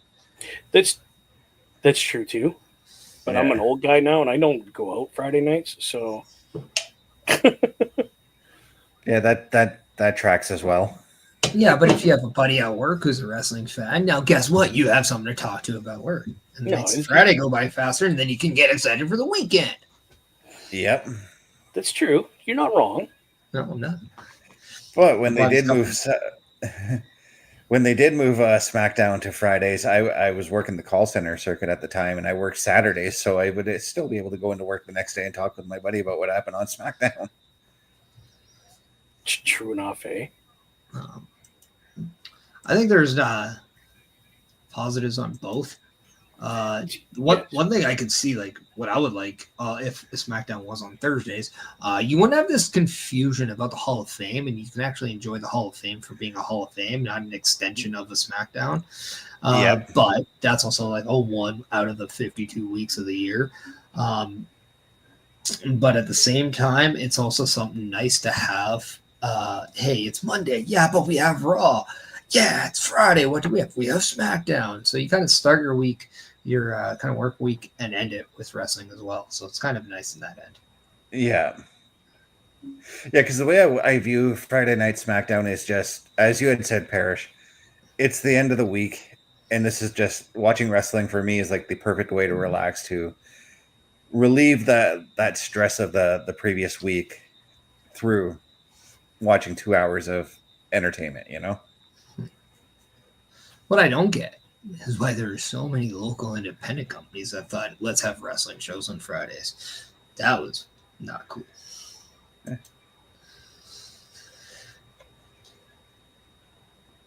Yeah, I mean, you got to think about that as a promoter. Why would I want to do it? Because you're literally competing against the biggest company in the world at that point.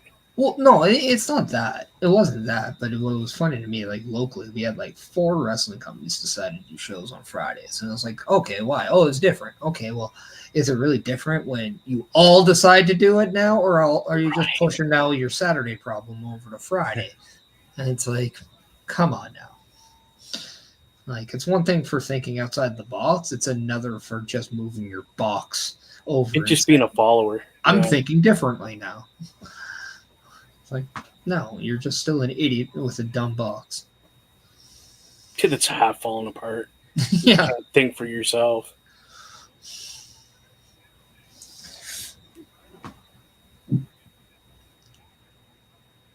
Plus, I feel like in indie wrestling, that's a Saturday night thing.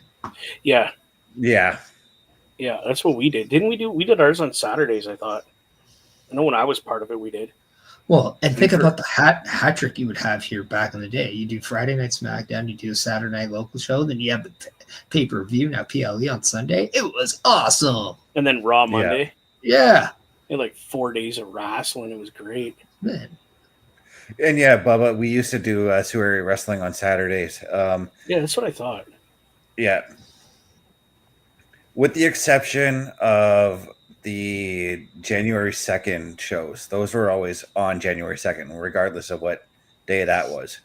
Yeah, I mean, that was a given. Yeah. Well, over time, when you have something like that, it just becomes tradition. But when it's like at first, like you're like, we're going to do it January 2nd, but it's a Tuesday.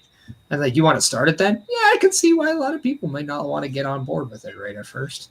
I think when we first started that, it was a Saturday. January 2nd was a Saturday. Yeah. And then it just became tradition after that it was always January 2nd. It would suck if because it was the next year. And then it just goes from Saturday to Monday. And it was only done because it was the promoter's birthday. That's the only reason why we did this show. Oh, so he got to mark out for himself on more than one occasion. Yep. Yeah. Cool. Speaking of great matches, and this is... these guys are just pulling out all the stops. Oh, my goodness. That was a move. Holy...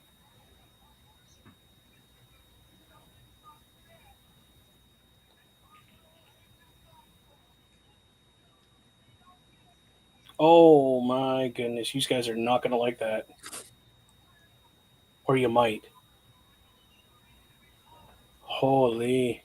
Ooh. Oh, that clothesline. Right? That was incredible.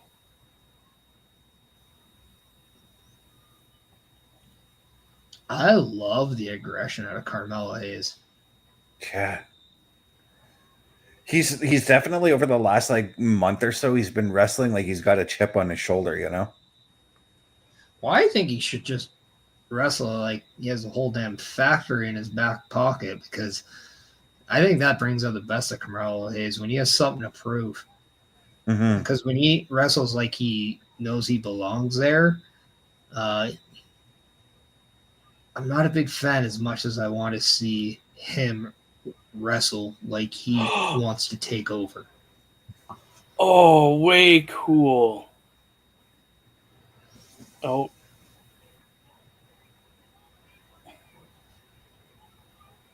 Oh my God. Yeah, I kind of figured this was going to happen. I did not see this part coming. This next part, you guys are going to be like, yeah, we didn't know. Oh, I figured this was going to happen too.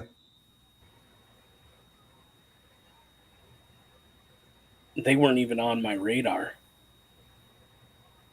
Oh, they were on my radar, given what they did to Sammy on Monday. Oh my goodness. Why would you... That was a very bad decision on the camera, guys, or the switchboard, guys. Uh-oh.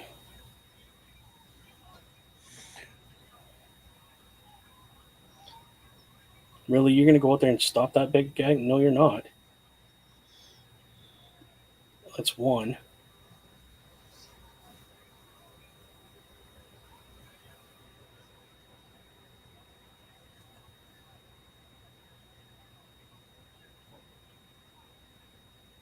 That was awesome.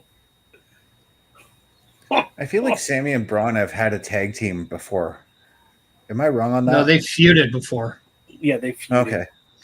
So that's the connection between the two. Yeah. I believe Sammy either won or lost the Intercontinental title to Braun Strowman. Yeah. Oh, come on. Oh, this is something I wouldn't mind seeing. ABE. If we could get a one-on-one, I would, but it's not ever going to be a one-on-one. No, not with Jacob Fatu's ties to the bloodline. Exactly what I mean. Doesn't need to be, because this is interesting. This could very much be a good little lead into how the bloodline and the Wyatt Six could potentially meet up. Oh, the bosses are out there. How? Explain to me how a dude that big can be that freaking athletic. Easy. Good cardio. Yeah. I mean, I get how he could be, but it's mind blowing to see this dude jump rope to rope and then moonsault off the rope. Like, it's incredible. And he did that crap when he was bigger, which is scary.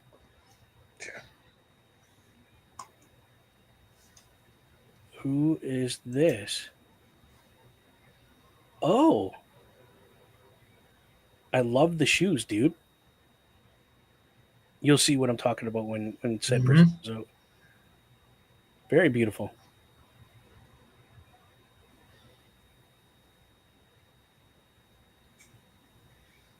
When you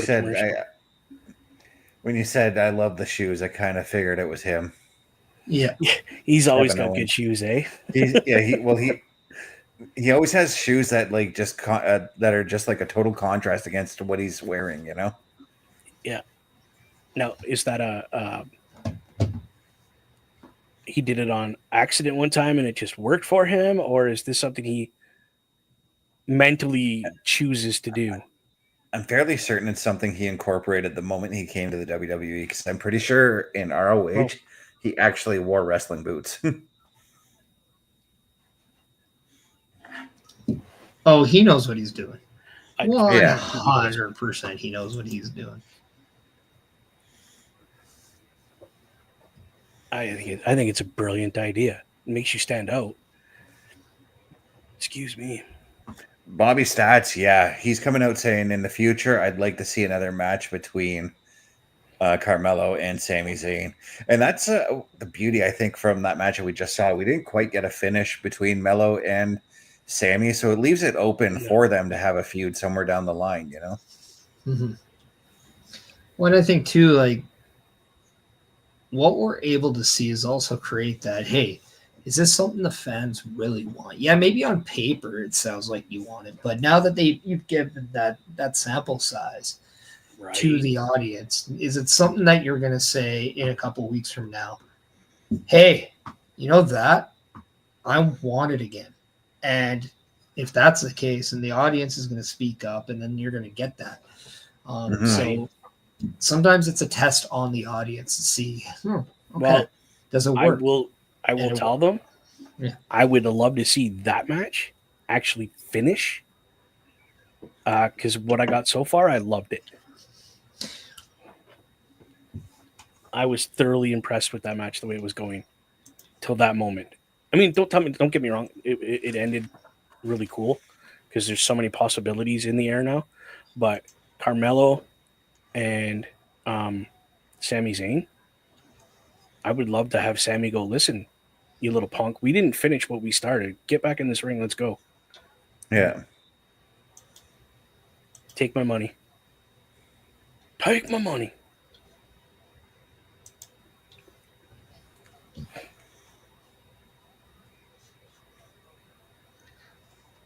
Now we're assuming that this is going to be the last commercial of. Yes, it is.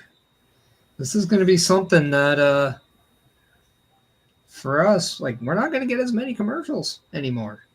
Now we will on this show, but moving forward, we're not going to get many commercials. It's basically what we're getting now, promoting the next event. Yeah. That kind of thing. That's it. No, none of the other stuff, eh? Yeah, I'm kind of glad that that's how it's going to be, because if you watched Saturday night's main event on YouTube, when they went to ad break, all you saw was like, we are in commercial break. We will be back soon, instead of like maybe seeing like some sort of promotion for the WWE shop or WWE going to Netflix or an upcoming PLE, you know? Okay. All we got was just a blank a screen that said Saturday night's main event. We'll be back. That's it. With a countdown? Kind of, no, not even a countdown. No countdown. Just straight up that on the screen. Okay. Yeah. That's not bad. It was a little bit annoying after a while. It's the lesser of two evils, though. Really, you think about it. Do you want boring commercials or a boring screen with nothing on it doing nothing? Well, I I'd mean, it's rather kind be of entertained by commercials. So, I personally pay the money so I don't because have to watch commercials. well, you're still paying into the company that you support, regardless of whether or not you watch ads or Exactly not. right. Because if you watch the ads still pay for the show. So, Yeah. Oh, what's going to happen here with KO?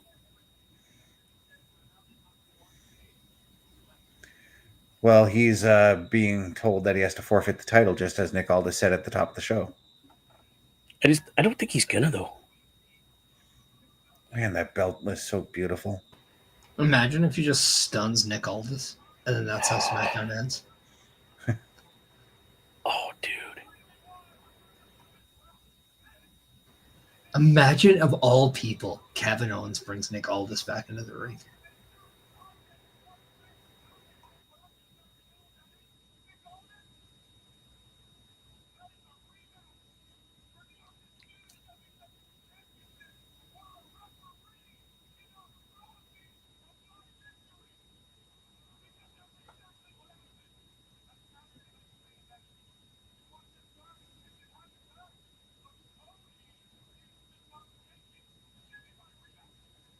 Oh, I did not see this coming.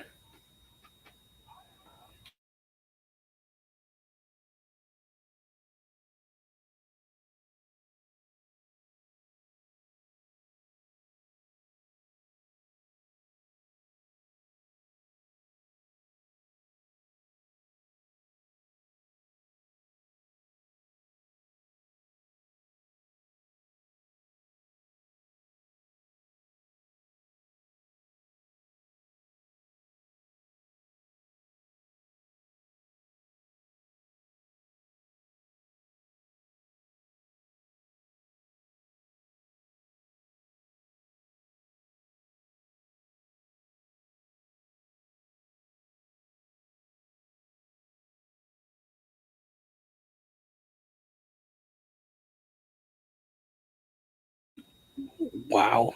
Just to give everybody a heads up on not you guys, but anybody just listening to us. Sorry, we've been quiet. There's a promo going on.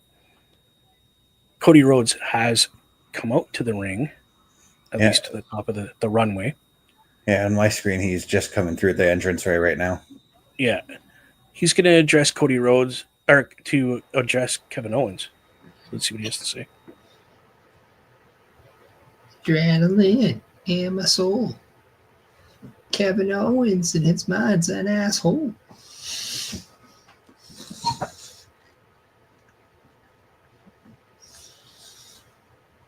It's a remix.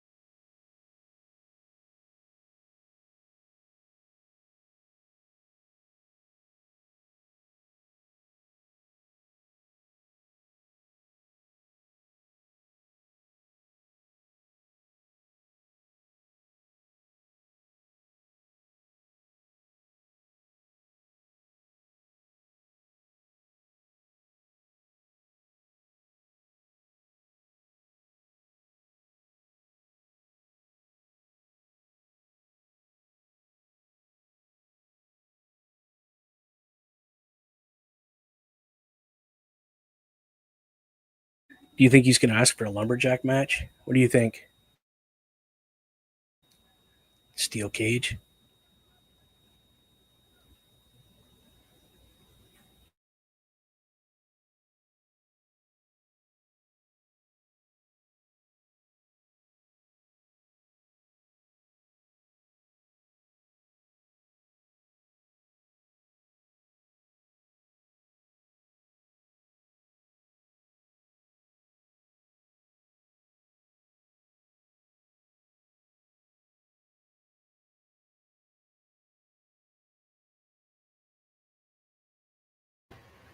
Hell in a Cell.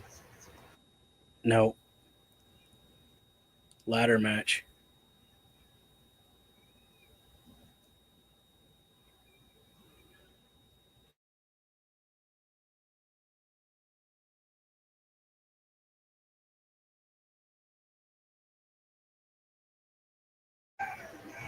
Is this the way you can have somebody take the title off Cody without beating Cody? Yep. It's very possible.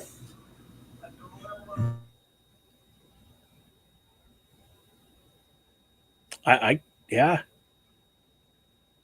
So he doesn't technically have to take a loss, really. And it's going to happen at the Royal Rumble. So Parrish is going to see it live. You dirty rot. Enjoy it, bro. Take lots of pictures. I get to see the Winged Eagle live, dude. I already have seen the Winged Eagle go live. Dude. Yeah, me too. I'm old too, man. Yeah. But I get to see it in 2025. So DX. Oh my god.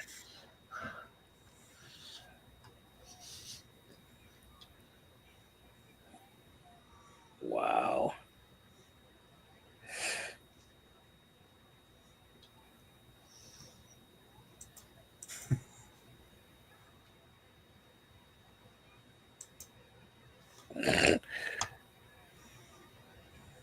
Holy.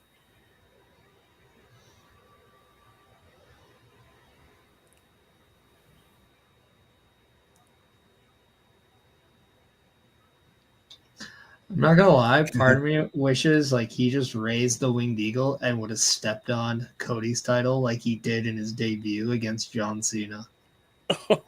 Oh, yeah. Oh, that would have been so good. I believe this is going to be only the second time that the Winged Eagle has been defended in a ladder match. Oh, I believe so. Well, if you don't want to.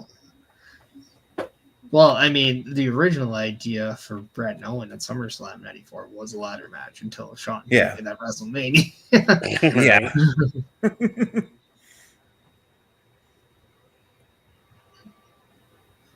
Well, what was the match you were thinking of? I want to say when Brett and Shawn had their ladder match. Intercontinental. Or that was the Intercontinental. Okay. Intercontinental, yep. Wow. And just, damn. Uh, That was a good show, boys. And what a way to end it. Just, yeah, wow. And we finally have, outside of the Rumble match itself, a confirmed match for the Royal Rumble. Right? Well, over a month.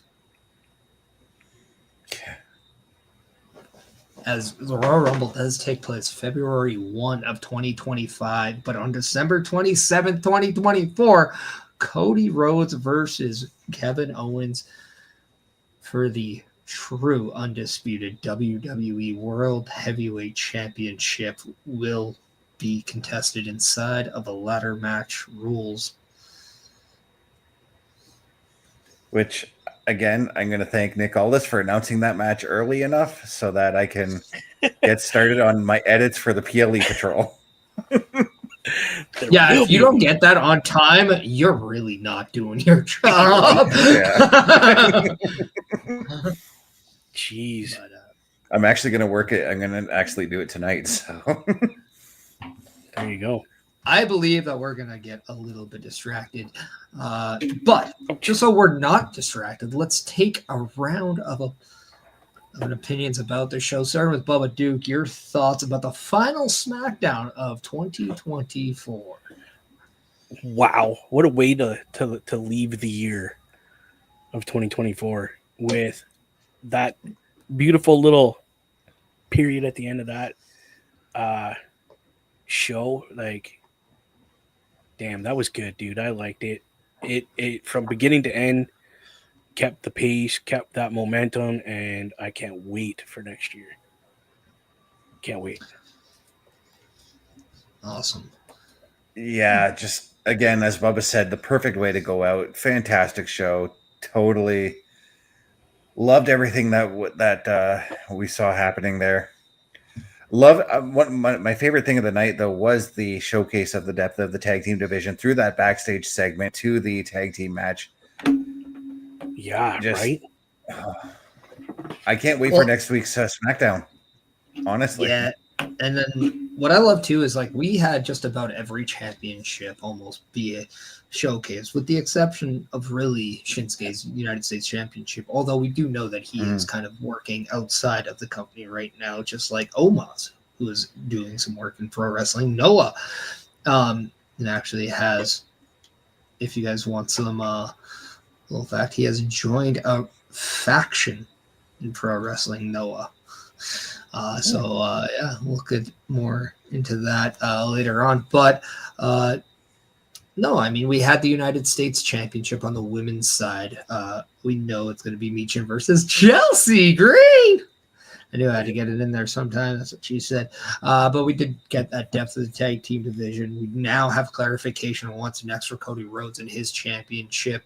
We know a little bit more about the women's tag team championship. Yes.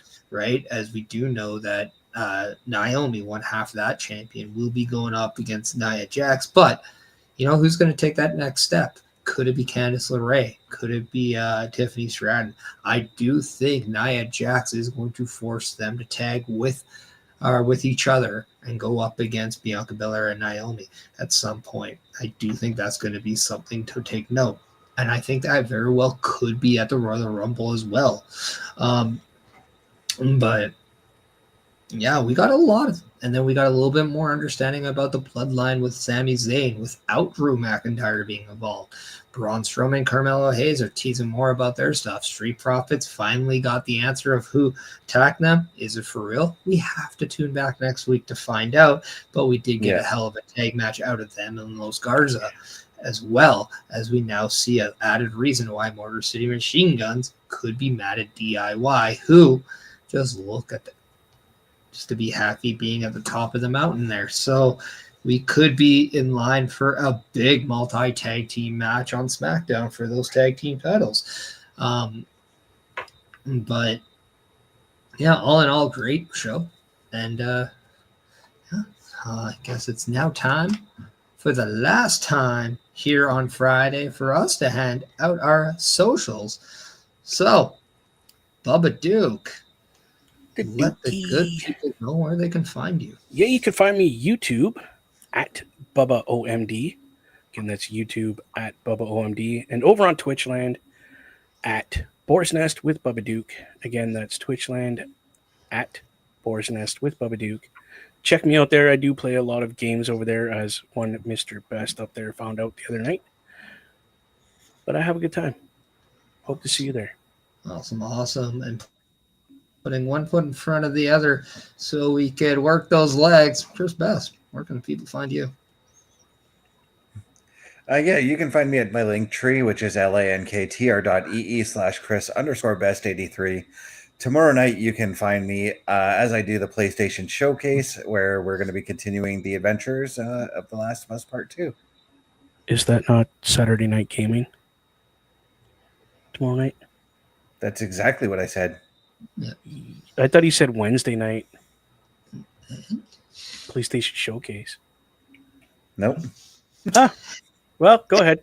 And where you can find me is at a place where mistakes aren't happening, and that is Linktree Chris Parrish, where you can check out all my beautiful socials, including 5 specific ones, and that is Twitch, that is Facebook, that is YouTube, as well as X and the Instagram. Why? Because those are the 5 platforms of satisfaction to find the Chris Parrish podcast every Sunday at 12:15 p.m. Eastern Time, where this week we get the award show of 2024. That's right, I give you my answers of who I think are the winners of the 2024 awards, plus more. So make sure you're checking that out. And if you want to see me live in the flesh, well, potentially you can come by Beercade YEG, located at 10544 82nd Ave in Edmonton, Alberta, to see potentially the AEW show that goes on tomorrow. So come and check us out about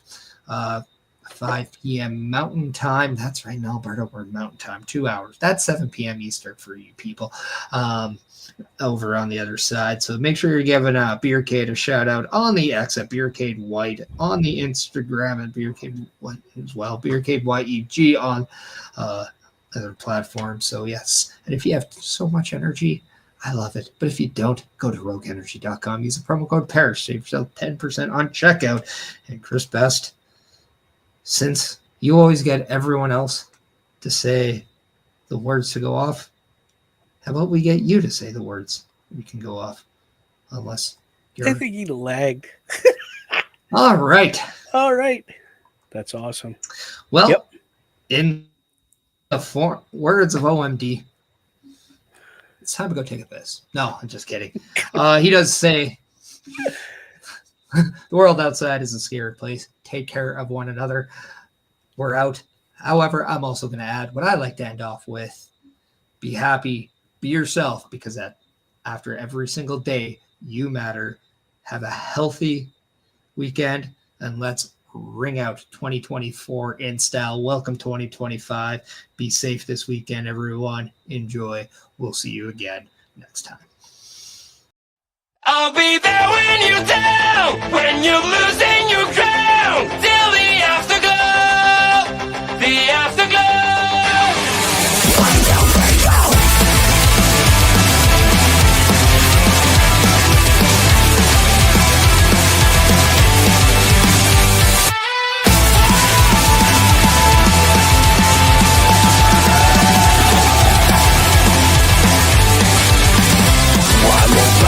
Fading away, you look so great when you gotta shine. One more part of you is gone now, as you keep smiling at the crowd. Pressure is your best enemy, spotlight show what I wanna see. Sometimes it feels like you're under attack. You just get